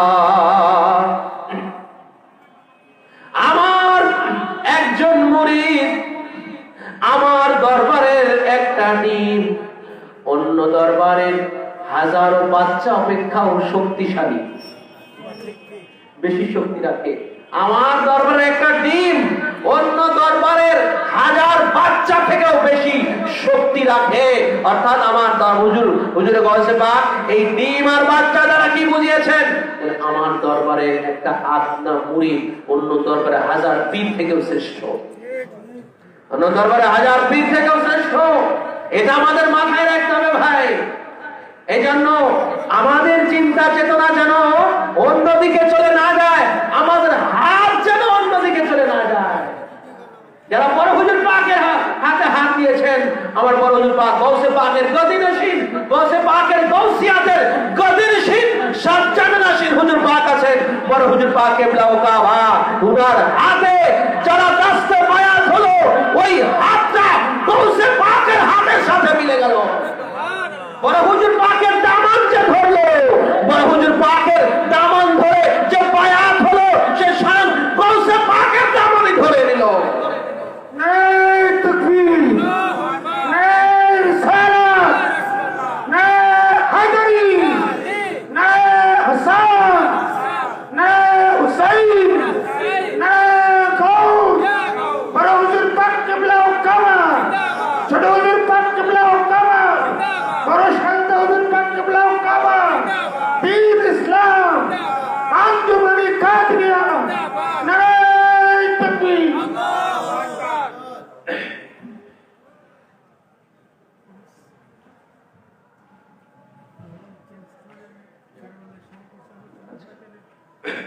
তো এই জন্য আজকে যিনার উর্সে শরীফে আমরা এসেছি, ইনি বড় হুজুর পাকের দাদা জান ছিলেন, বড় হুজুর পাকের দাদা জান ছিলেন। মৌলা পাক হুজুর কিবলা ও কাবার উনি সাহেবজাদা ছিলেন, মৌলা পাকের দ্বিতীয় সন্তান ছিলেন। মৌলা পাকের 4 জন বেটা ছিলেন, ইনি ছিলেন দ্বিতীয়। ওনার বড় ভাই ছিলেন একজন এবং ওনার ছোট ভাই 2 জন ছিলেন। ওনার বড় ভাই 22 বছরে ইন্তেকাল করেছিলেন। হযরত সৈয়দ শাহ আরশাদ আলী কাদরি আল-হাসাইন হুসাইন আল-বাগদাদি, উনি 12 বছর বয়স, 22 বছর নবীন জওয়ান সে সময় ইন্তেকাল করেছিলেন, পর্দা নিয়েছিলেন। ওনার বয়স তখন 11 বছর। বড় ভাই যখন পর্দা নিলেন তখন পীর মুর্শিদ পাকের বয়স হচ্ছে 11 বছর। এরপরে ওনার আরো 2 ভাই ছিলেন, সৈয়দ শাহ রাশেদ আলী কাদরি আর সৈয়দ শাহ খুরশিদ আলী কাদরি আল-হাসাইন হুসাইন আল-বাগদাদি জাদ্দি নবীনা আলাইহিস সালাতু ওয়াস সালাম। তো উনি যখন আম্মাজানের বাতনে আধারে, না আম্মাজানের বাতনে আধারে এখন ওনার বিলাদত পাক হয়নি, সেই সময় মৌলা পাক হুজুর কিবলা ও কাবা ওনার সাথে ভবিষ্যৎবাণী করেছিলেন খাদেমদের কাছে যে তোমাদের যে মেজলে ভাইজান আসতেছেন, ইনি আকাশ চুম্বী জ্ঞান গরিমা নিয়ে আসবেন এবং ইনি আমার সাজ্জাদার শরীফ আলোকিত করবেন, ইনি আমার গদিনশীন হবেন। মৌলা পাক এইভাবে ভবিষ্যৎবাণী করেছিলেন পীর মুর্শিদ পাকের সামনে। ঠিক তাই উনি দুনিয়াতে এসে শিশু অবস্থায় থেকে উনি এমন ভাবে ধ্যান করতেন, ধ্যানে মগ্ন থাকতেন দুনিয়া বিমুখ অবস্থায়। উনি ধ্যান করার সময় সামনে কারো এলাও ছিল না, এত গভীর ধ্যানমগ্ন হতেন ছোট অবস্থা থেকে। উনি ওনার লাইফ স্টাইল অত্যন্ত সাদা সিধে ছিল কিন্তু সাধনায় ভরপুর। উনি প্রায় সময় অসুস্থতার কথা বলে খানা পিনা থেকে বিরত থাকতেন, শুধু ইবাদত বন্দেগী ধ্যানে মশগুল থাকতেন আর খুব চিন্তিত থাকতেন, সব সময় খুব চিন্তিত থাকতেন। বিশেষ করে যখন 17 বছর বয়সে উনি গদিনশীন হলেন, মৌলা পাক যেই দিন, কোন দিন? 4টা ফাল্গুন। কোন দিন? 4টা ফাল্গুন, 17ই ফেব্রুয়ারি মৌলা পাক ওই যে মৃত্যু প্রবেশ পাক হয় 4টা ফাল্গুন 17ই ফেব্রুয়ারি মৌলা পাক বিশাল হাত গ্রহণ করেন, পর্দা নিয়েছিলেন। সেই দিনই উনি গদিনশীন হয়েছিলেন। গদিনশীন হওয়ার পর থেকে উনি আরো চিন্তায় মগ্ন থাকতেন, আরো চিন্তা ফিকির চিন্তায় মগ্ন থাকতেন সবসময়। কিন্তু ভক্তের ডাকে উনি সবসময় সারা। উনি একদিকে ভাই হারানোর যন্ত্রণা, অন্যদিকে ওনার বড় সাহেবজাদা হযরত সৈয়দ শাহ ইস্তারশিদ আলীউল কাদরি আল হাসাইন ওয়াল হুসাইন আল বাগদাদি আলা জাদ্দি নবিয়না ওয়া আলাইহিস সালাতু ওয়াস সালাম, ওনার হারানোর বেদনা। একদিকে ভাই হারানোর বেদনা, 11 বছর বয়সে ভাই হারিয়েছিলেন। এরপরে যখন ওনার প্রথম সাহেবজাদা লাল হুজুর পাক যেনাকে বলা হয়, আপনারা যারা মেদিনীপুর যারা গিয়েছেন দেখেছেন যে বড় মাজার পাকের পরে প্রথম যে মাজার পাকটা পাওয়া যায়, বড় মাজার পাকের নিচে হুজুর পাক যে মাজার পাকের যে শাড়িগুলো, প্রথম যে মাজার পাক একটু উঁচু, ঠিক না বলেন? হ্যাঁ, সবুজ গিলাপে, সবুজ গালিচায় ও সবুজ গিলাপ পাক দিয়ে আবৃত ঢাকা যে একটু উঁচু যে মাজার পাকটা, ওটাই হচ্ছে এই পীর মুর্শিদ পাক, মানে আজকে জেনার মুর্শিদ শরীফ ওনার বড় সাহেবজাদার মাজার পাক। ওইটা জেনে রাখবেন, এগুলো আমাদের জানতে হবে। ওনাকে লাল হুজুর পাক বলা হতো। উনি সবসময় বলতেন আমার লাল। লাল এটা ফার্সি শব্দ, লাল মানে সন্তান, বেটা। হ্যাঁ, ওই যে দেখে আপনার হচ্ছে আমাদের জাতীয় কবি কাজী নজরুল ইসলাম মুহররমের শানে উনি একটা কবিতা লিখেছেন। তার প্রথম লাইনই হচ্ছে নীল শিয়া আসমান লালে লাল দুনিয়া, আম্মা লাল তেরি খুন কিয়া দুনিয়া। কাজী নজরুল ইসলাম বলেছেন যে আম্মা লাল তেরি খুন কিয়া দুনিয়া, যে হে আম্মা জান, আপনার বেটাকে কে কারা এইভাবে কারবালার জমিনে তাদেরকে কতল করে দিচ্ছে, কতল করে দিল। আমাদের জাতীয় কবি বলেছে লাল এটা ফার্সি শব্দ, মানে বেটা, সন্তান, বেটা সন্তান। তো পীর মুর্শিদ পাক ওনার এই সাহেবজাদা, তিনিও এই যুবক বয়সে উনি ইন্তেকাল করেছিলেন। তাকে হারানোর বেদনা ওনাকে অত্যন্ত শোকাহত, ভারাক্রান্ত করে দিয়েছিল। সন্তান হারানোর যন্ত্রণা তো বাবাই বুঝবে, ঠিক কিনা বলে? ওনাকে একদম ভারাক্রান্ত, শোকাহত করে দিয়েছিল। যার কারণে একদিকে কারবালার শোক, পীর মুর্শিদ পাকের মধ্যে একদিকে কারবালার শোকে ওনার হৃদয়টা গেঁথে রয়েছে, অন্যদিকে সন্তান হারানোর শোক। এই সব শোককে তিনি তিনার বুকের মধ্যে লালন করে উনি নওহা পাক রচনা করেছেন, 22 পাক রচনা করেছেন এবং নওহা পাক রচনা করেছেন। এজন্য দেখবেন কারবালার শানে যে কাসিদা পাকগুলো লিখেছেন পীর মুর্শিদ পাক, তার যেগুলোকে নওহা পাক বলা হয়ে থাকে, যেই নওহা পাকের প্রত্যেকটা কাসিদার শেষে ওনার লাল হুজুর পাকের কথা উল্লেখ করেছেন এবং 22 পাকের মধ্যে লাল হুজুর পাকের আপনার কথা বলে প্রত্যেকটা কাসিদার শেষে লাল হুজুর পাকের কথা বলেছেন। যেমন আমরা একটা 22 পাক একটা পড়ে থাকি, সবাই পড়বেন আমার সাথে। मैं हूं बंदा आपे काया ओसे पाक, मोहब्बते पढ़ेन मैं हूं बंदा आपे काया ओसे पाक, माले को मौला मेरा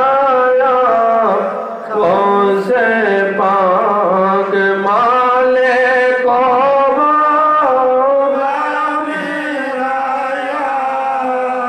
ओसे हो मोना रोज़ा मेरे लाल का, हो मोना रोज़ा मेरे लाल का, हो मोना रोज़ा मेरे लाल का,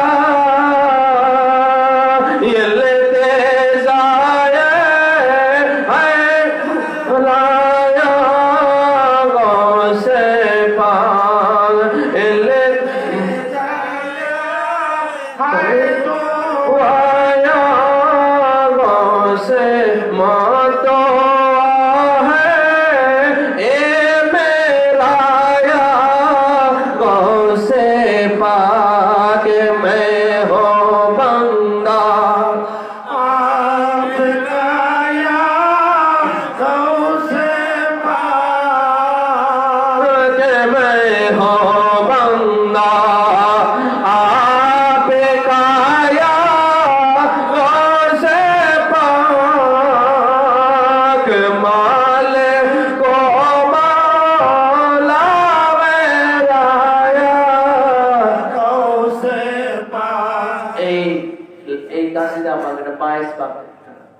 এই পীর মুর্শিদ পাকের লেখা, আজকে যে রশি পাক ওনার লেখা কাশিদা। হুজুর পাকরা জেনে রাখবেন, এরা বংশগত ভাবে এনারা কবি ভাই, কবি তো এনাদের উত্তরাধিকারী। কেন? আমার নবী পাকে যারা ঊর্ধ্বতন পুরুষ যারা ছিলেন ওনারা কবি ছিলেন, বুঝতে পেরেছেন? খাজা আবু তালিব আলাইহিস সালাম উনি কবি ছিলেন, আমার নবীর সামনে কবিতা লিখেছেন। আল্লাহ রাসূল কবি ছিলেন, মওলাই কায়নাত কবি ছিলেন। মওলাই কায়নাত লেখা অনেক কাসিদা আছে, দেওয়ানে আলী একটা কিতাবই আছে, দেওয়ানে আলী। ওখানে শুধু কবিতা আর কবিতা, আধ্যাত্মিকতায় ভরপুর। হুজুরে গাউসে পাক এইভাবে কবি ছিলেন। হুজুরে গাউসে পাকের অনেক কাসিদায়ে গাউসিয়া আছে, কাসিদায়ে গাউসিয়া মানে গাউসে পাকের কবিতা। এইভাবে মওলা পাক দেওয়ানে হযরত জামাল লিখেছেন, এত বড় একখানা কবিতার কিতাব, কাসিদার কিতাব, কোরআন হাদিস, আধ্যাত্মিকতায় ভরপুর। এরপরে পীর মুর্শিদ পাক, আজকে যিনি মুর্শিদ পাক, উনি লিখেছেন বায়েস পাক মানে দেওয়ানে হযরত জামিল, দেওয়ানে হযরত জামিল বায়েস পাক বলা হয় যেটাকে। আর লিখেছেন কারবালার শানে নওহা পাক, কারবালার শানে নওহা পাক লিখেছেন। আমরা মুহররম পাকে চেহলাম পাক, পয়লা মুহররম থেকে চেহলাম পাক কয়দিন? 50 দিন। এই 50 দিন যেগুলো আমরা পড়ে থাকি ভাই, এই নওহা পাক গুলো মওলা পীর মুর্শিদ পাকের লেখা, আজকে চেনার মুর্শিদ পাক। তো ওই বায়েস পাকের প্রথম লাইন আর শেষের লাইনটা পড়েছি, मैं तो बंदा आपका या गौसे पाक। এই গৌসে পাক আমি আপনার বান্দা, আমি আপনার বান্দা। মালিক ও মাওলা মেরা ইয়া গৌসে পাক, আপনি আমার মালিক, আপনি আমার মাওলা। ওহাবি বেটারা শুনলে তো কবে দেখো মেদিনীপুর আল্লাহ শিরক করে কিভাবে, ওরা বড় পীরের মালিক মাওলা বলতেছে। ওরা মালিক মাওলা তো একমাত্র আল্লাহ, বলে কি বলে না? কিন্তু দেখেন আমার নবী পাক স্বয়ং ওদের ধারণা যে মাওলা মালিক একমাত্র আল্লাহ। ওরা মানে সত্যটাকে কতটা চাপা দিয়ে রেখেছে চিন্তাই করা যায় না। অথচ দেখেন স্বয়ং আল্লাহ রাসূল ওনার পাক জবানে নিজেকে মাওলা বলেছেন, ঠিক কিনা বলেন? ওই যে গাজী কুমের যে হাদিস পাকের কথা বললাম, হুজুর নিজেকেও মাওলা বলেছেন, হযরত আলীকেও মাওলা বলেছেন। আমি যার মাওলা আলীও তার মাওলা, তার মানে হুজুরও মাওলা আলীও মাওলা। হুজুর এটা বলে গেলেন যে হুজুরও মাওলা আলীও মাওলা, তো হুজুর যেমন মাওলা আলী যেমন মাওলা, আমার আলীর বংশধর, আমার হুজুরেরই বংশধর, শাহেনশাহ পাক হুজুর গৌসে পাক তিনিও তেমন।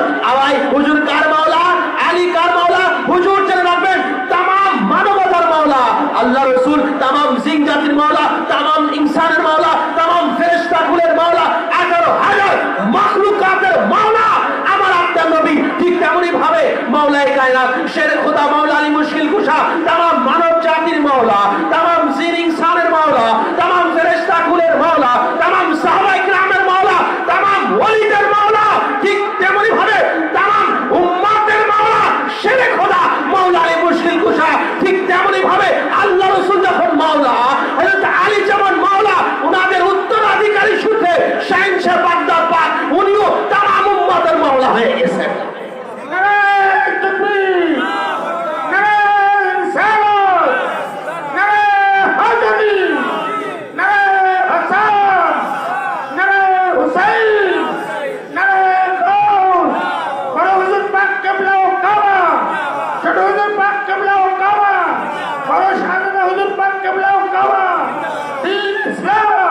এই জন্য পীর ও মুর্শিদ পাক তিনি বলেছেন মালিক ও মাওলা মেরা ইয়া গৌসে পাক।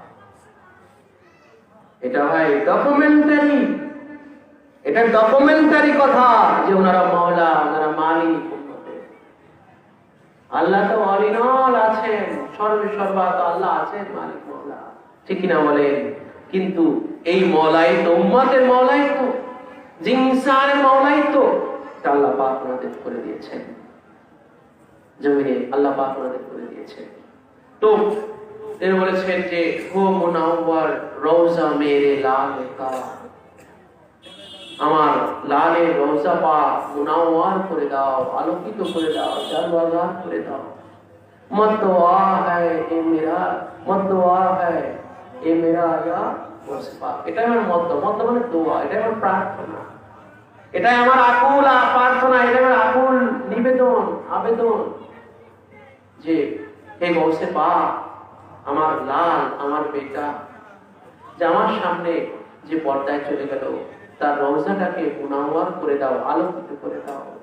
এই জন্য দেখেন ওনার রওজা শরীফ, ওনার মাজার পাক একটু এক্সেপশনাল মেদিনীপুরে, ঠিক না বলে? একটু ভিন্ন, একটু আলোকিত বেশি, জানো আবার একটু উঁচু, ঠিক কিনা বলে? হ্যাঁ, উঁচু ফুলের, হ্যাঁ একটু মানে বিভিন্ন কারুকাজে ভিন্ন। এটা পীর মুর্শিদ পাকের দোয়া, গৌসে পাকের কাছে উনি চেয়েছে, ওটা কবুল হয়েছে। এই জন্য ওনার মাজার পাকটা ওইভাবে। তো এইভাবে পীর মুর্শিদ পাক অসংখ্য কাসিদা পাক, বাইশ পাক রচনা করেছেন, নওম পাক রচনা করেছেন। যিনি আধ্যাত্মিক ইলমে লাদুন্নিতে, পীর মুর্শিদ পাক ইলমে লাদুন্নিতে উনি সর্বা ছিলেন, আকাশ চুম্বী ছিলেন। ইলমে লাদুন্নি যেটা ওনারা জন্মগতভাবে উত্তরাধিকারী সূত্রে ইলমে লাদুন্নি ওনারা অর্জন করেন, ইলমে লাদুন্নি। আর জেনে রাখবেন, আল্লাহ পাক যাকে ইলমে লাদুন্নি দেন, তার কাছে আর কিছু গোপন থাকে না, তার কাছে মানুষের ভাগ্যটাও জাহির হয়ে যায়, তার কাছে মানুষের ভাগ্য জাহির হয়ে যায়। এটা কুরআনিক, অ্যাকর্ডিং টু দা কুরআন, এটা কুরআনের আলোকে। আপনি সূরা কাহাফ বের করে দেখেন, এটা আমাদের বানোয়াটি কথা না। সূরা কাহাফ বের করে দেখেন, সূরা কাহাফের মধ্যে বিস্তারিত বর্ণনা এসেছে, খিজির আলাইহিস সালামের বর্ণনা এসেছে যে উনি একটা বাচ্চাকে মুসা আলাইহিস সালামের সামনে হত্যা করেছিল, কতল করেছিল, ঠিক কিনা বলেন? কিন্তু সেই হত্যা, সেই কতল করার রাজ রহস্য কিন্তু মুসা নবী জানতে পারেন, বুঝতে পারেন। পরে যখন উনি জাহির করেছেন তখন জানতে পেরেছেন, বুঝতে পেরেছেন। উনি বুঝতে পারলেন, মুসা নবী বুঝতে পারল না। কেন বলেন? হ্যাঁ, কারণ খিজির আলাইহিস সালামের ভিতরে ইলমে লাদুন্নি ছিল। ওটা আল্লাহ পাক কুরআনের মধ্যে ইরশাদ করেছেন যে তাকে ইলমে লাদুন্নি দেওয়া হয়েছে। যা নবী মুসা নবীকেও যা দেয়া হয় নাই, ওনার মধ্যেও যেটা নাই, যার কারণে ওই বাচ্চাটা বড় হয়ে কাফির হবে, ওই বাচ্চাটা বড় হয়ে কাফির হবে, মুশরিক হবে। সে তার পিতামাতা হচ্ছে মুমিন, তার পিতামাতা কি মুমিন, কিন্তু বাচ্চাটা বড় হয়ে হবে কাফের। কাফের যখন আমি পিতামাতার উপরে জুলুম করবে, জবরদস্তি করবে, সে কুফরের দিকে পিতামাতাকে নিয়ে আসতে চাইবে, ঠিক কিনা বলেন? এই জন্য খিজির আলাইহিস সালাম বাচ্চাটাকে মেরে দিলেন। আর আল্লাহর কাছে দোয়া করলেন, বললেন যে আমি আল্লাহর কাছে দোয়া করি, আল্লাহ যেন ওই পিতামাতার বংশে এর চেয়ে উত্তম সন্তান দান করে। ও তো উত্তম না, ও তো বড় কাফের হবে। আমি আল্লাহর কাছে দোয়া করি, আল্লাহ পাক যেন তাদের বংশে এমন সন্তান দেয় যে সন্তান বড় হয়ে পিতামাতার মতো মুমিন হবে, ঠিক কিনা বলেন? তাহলে ভাই এই যে দেখেন, সূরা কাহাফ প্রমাণ করে দিচ্ছে যে আল্লাহ পাক যাকে ইলমে লাদুন্নি দান করেন, তার কাছে মানুষের তাকদীরও জাহির হয়ে যায়। যেমন আমার আপনার কাছে নাই, আমার তাকদীরটাও আপনার কাছে জাহির না, আপনার তাকদীরটাও আমার কাছে জাহির না, আবার আমার তাকদীরও আপনার কাছে জাহির না, ঠিক কিনা বলেন?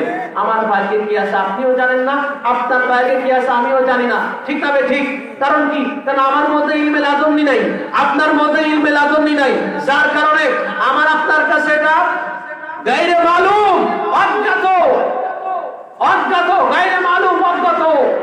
কিন্তু আল্লাহ পাক যাকে ইলমে লাদুন্নি দান করেন, তার কাছে মালুম হয়ে যায় সবকিছু, মানুষের তাকদীরটাও মালুম হয়ে যায়। যার কারণে এই যে খিজির আলাইহিস সালাম উনি এটা এইভাবে করেছিলেন।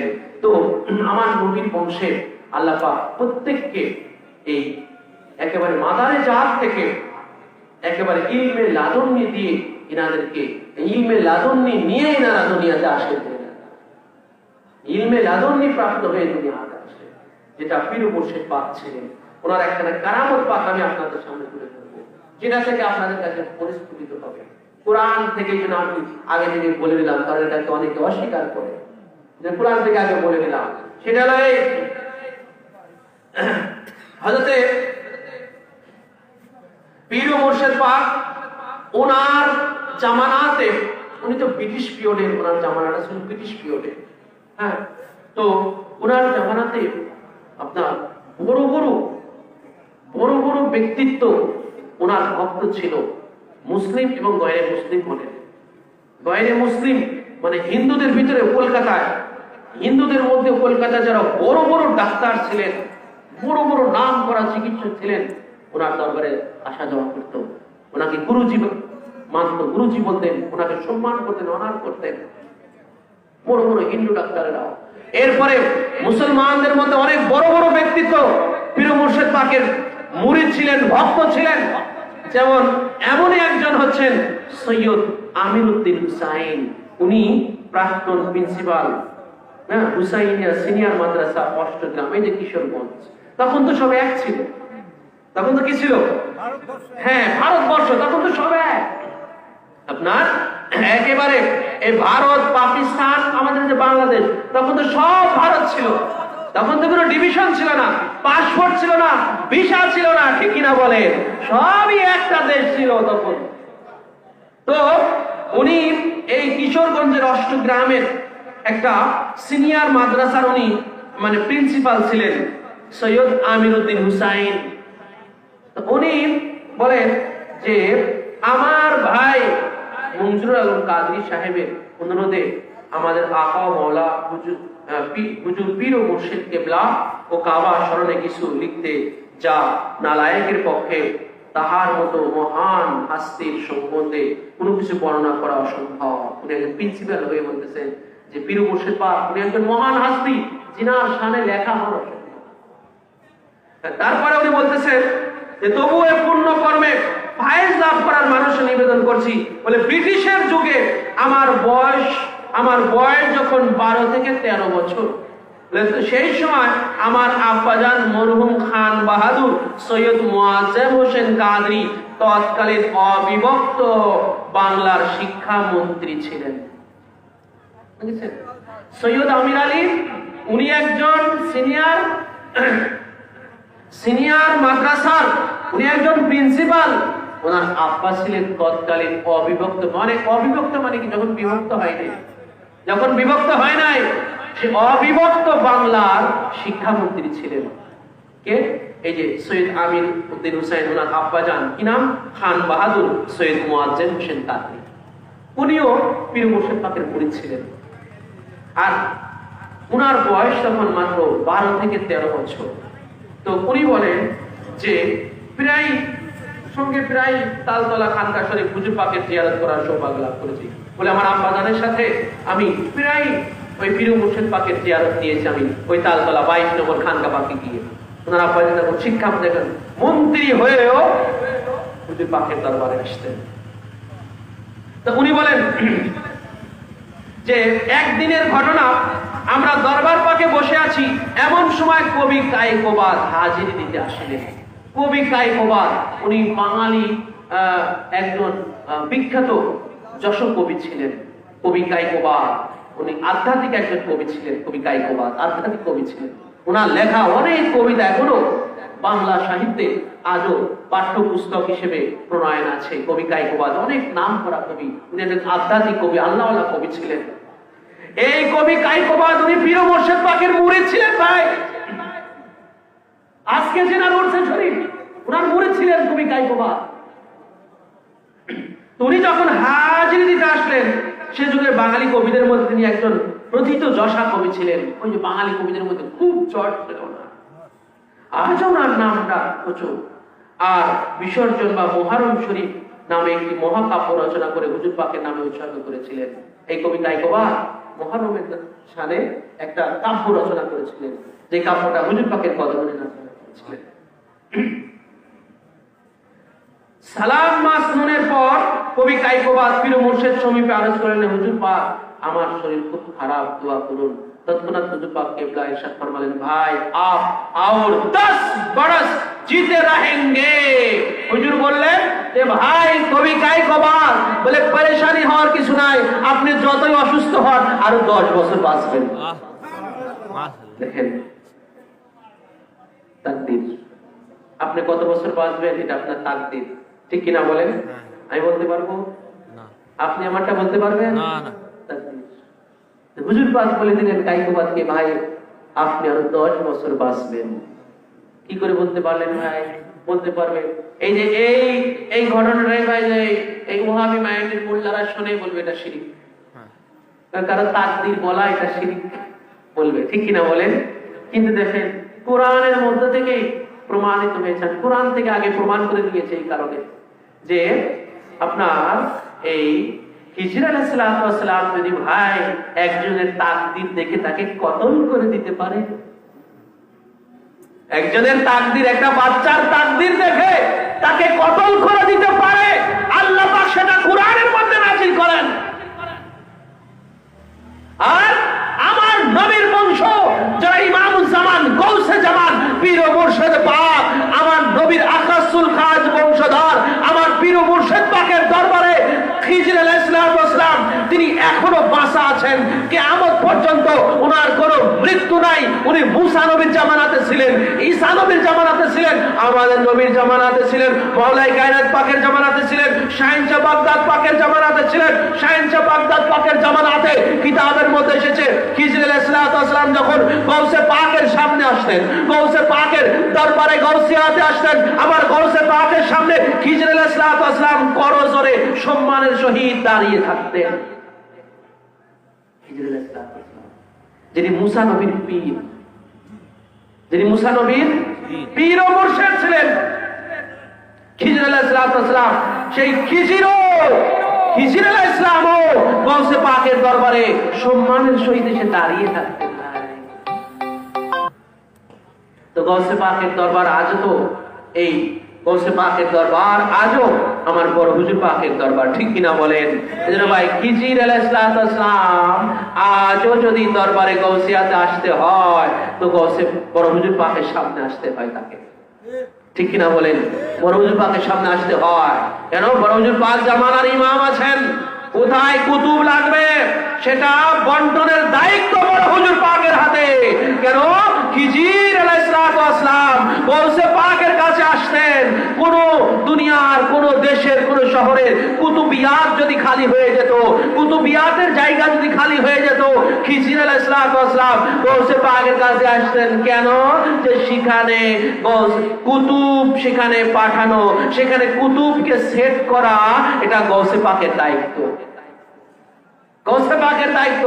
তো গৌসে পাকের দায়িত্ব ভাই আজও ন্যস্ত আছে ওনার গতিনশীল খানদান পাকের মধ্যে। এটা পীর ও মুর্শিদ পাকের দরবার ছিল, মৌলা পাকের দরবার ছিল, গৌসে সানি পাকের দরবার ছিল। আজও বড় হুজুর পাক কিবলা ও কাবা, যিনি গৌসে পাকের 22তম আওলাদ, ঠিক কিনা বলেন? গৌসে পাকের 22তম আওলাদ আমার বড় হুজুর পাক কিবলা ও কাবা। খিজির আলাইহিস সালাম আজ যদি কুতুব নেওয়ার দরকার হয়, আজ ওনাকে বড় হুজুর পাকের কাছে আসতে পারে, ঠিক কিনা বলেন? এগুলো জানতে হবে। এই জন্য এই যে মানে যেটা বলতেছিলাম যে খিজির আলাইহিস সালাম এনারা শ্রেষ্ঠ, বলে খিজির আলাইহিস সালামের কাছে এনারা কখনো যান না, বলে খিজির আলাইহিস সালাম ইনাদের দরবারে আসেন, সম্মানের সহিত দাঁড়িয়ে থাকেন, ঠিক কিনা বলেন? কারণ ওনারা জানেন আমার নবীর বংশ, এনারা কত শ্রেষ্ঠ, এনাদের কত পাওয়ার, কত বুজুর্গি, এটা খিজির আলাইহিস সালাম জানেন, বোঝেন, এবং সেই আদবটা উনি রক্ষা করেন। সেই খিজির আলাইহিস সালাম যদি ওনার কথা যদি আল্লাহ কোরআনের মধ্যে বর্ণনা করতে পারে, তো ওনার থেকে যারা শ্রেষ্ঠ, সেই ওনাদের শ্রেষ্ঠত্ব, ওনাদের বুজুর্গি তো আরো মহান, ঠিক কিনা বলে? ওনাদের এটা আমাদের বুঝে নিতে হবে ভাই, কারণ কোরআন তো যা নাজিল হওয়ার হয়ে গেছে, কিন্তু ওটা থেকে অ্যানালাইজ করে, ফিকির করে, আমাদেরকে ক্যালকুলেশন করে এগুলো বুঝতে হবে যে খিজির নবীর যদি এত মর্তবা কোরআনের মধ্যে থেকে থাকে, সেই খিজির নবী যাদের দরবারে এসে সম্মানের সহিত দাঁড়ায়, তাদের মর্তবাটা কেমন হতে পারে, এটা তো ভাই আমাদের বিবেক দিয়ে বুঝতে হবে, বলুন ঠিক কিনা?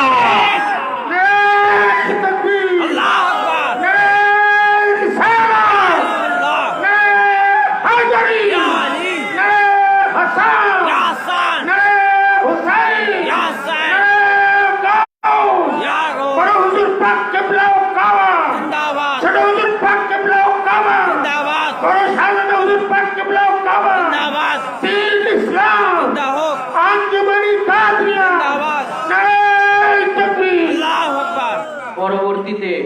10 বছর পূর্ণ হয়ে গেল। ঘটনা মনে আছে? হ্যাঁ, ওই যে হুজুরপাক কবি কায়কোবাদকে বলেছিলেন যে ভাই আপনি আরো 10 বছর বাঁচবেন। তো 10 বছর যখন পূর্ণ হয়ে গেল, তো হযরত সৈয়দ আমির উদ্দিন হুসাইন, ওনার তো মনে আছে, ওনার বয়স তখন 12-13 বছর। ওনার তো মনে আছে হুজুরপাক 10 বছর আগে কথা বলেছিলেন। তো উনি বলেন যে আমরা আপন ভাই বোনদের মাঝে বলা বলি করছিলাম যে কায়কোবাদ সাহেব তো 10 বছর পূর্ণ হতে যাচ্ছে। এই আলোচনা করার পরের দিন পত্রিকায় প্রকাশিত হইল কায়কোবাদ সাহেব অসুস্থ আছে। একজন কবি পত্রিকায় চলে এসেছে, উনি অসুস্থ, এটা পত্রিকায় চলে এসেছে। 10 বছর হয়ে গেছে তো। পুনরায় পরের দিন কাগজে সংবাদ পরিবেশন করিল যে তিনি ইন্তেকাল করেছেন। দেখেছেন, যেদিন সৈয়দ আমির উদ্দিন হুসাইন উনি যেই দিন ওনার ভাই বোনদের সাথে আলোচনা করলেন যে 10 বছর তো পূর্ণ হয়ে গেছে, হুজুর পাক বলেছিলেন যে ভাই আপনি আরো 10 বছর বাঁচবেন। তাহলে ওনার যেই দিন আলোচনা করেন তার পরের দিনই প্রিপারেশন থেকে অসুস্থ, ঠিক তার পরের দিন এসে উনি ইন্তেকাল করেছেন। তো একটা কথা জেনে রাখবেন যে এই দরবার ওনারা আল্লাহ ওলি, আমার নবী পাকের খানদান পাক, আহলে বায়ত পাকের দরবার, ইনাদের কাছে সবকিছু চাহে, কিন্তু এনারা প্রকাশ করেন না। কেন? এনারা সবকিছু যদি প্রকাশ করে দেন তাহলে দুনিয়া অচল হয়ে যাবে। ঠিক না বলেন? দুনিয়া অচল হয়ে যাবে, দুনিয়া চল। সবাইকে যদি এইভাবে বলে দেয় যে আপনি এতদিন বাঁচবেন, তাহলে তো সে তো দুনিয়া সব ছেড়ে দেবে, দুনিয়া অচল হয়ে যাবে। ঠিক না বলেন?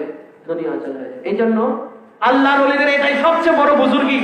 আমার নবীর খানদান পাক আহলে বায়তের এটা সবচেয়ে বড় বুজুর্গি। জেনে রাখবেন যে ইনাদের কুদরতি হাতে সব ক্ষমতা থাকার পরেও এনারা এটা দেখান না, শক্তি দেখান না, এবং এনারা সবকিছু জানার পরেও এনারা জাহির করেন না। এটা এনাদের সবচেয়ে বড় বুজুর্গি। আল্লাহ পাক আমাদের এই খানদান পাকের দামনে যারা আমরা আছি, মওলা আমাদের শেষ পর্যন্ত কবুল ও মঞ্জুর করুন। আমাদের ভবিষ্যৎ বংশধর কিয়ামত পর্যন্ত যারা আসবে, আল্লাহ পাক তাদেরকে যেন এই খানদান পাকের মুহাব্বতের উপর আল্লাহ পাক কবুল করেন। সবাই বলে আমিন। ওয়া মা আলাইনা ইল্লাল বালাগ। আসসালামু আলাইকুম ওয়া রাহমাতুল্লাহি ওয়া বারাকাতুহু।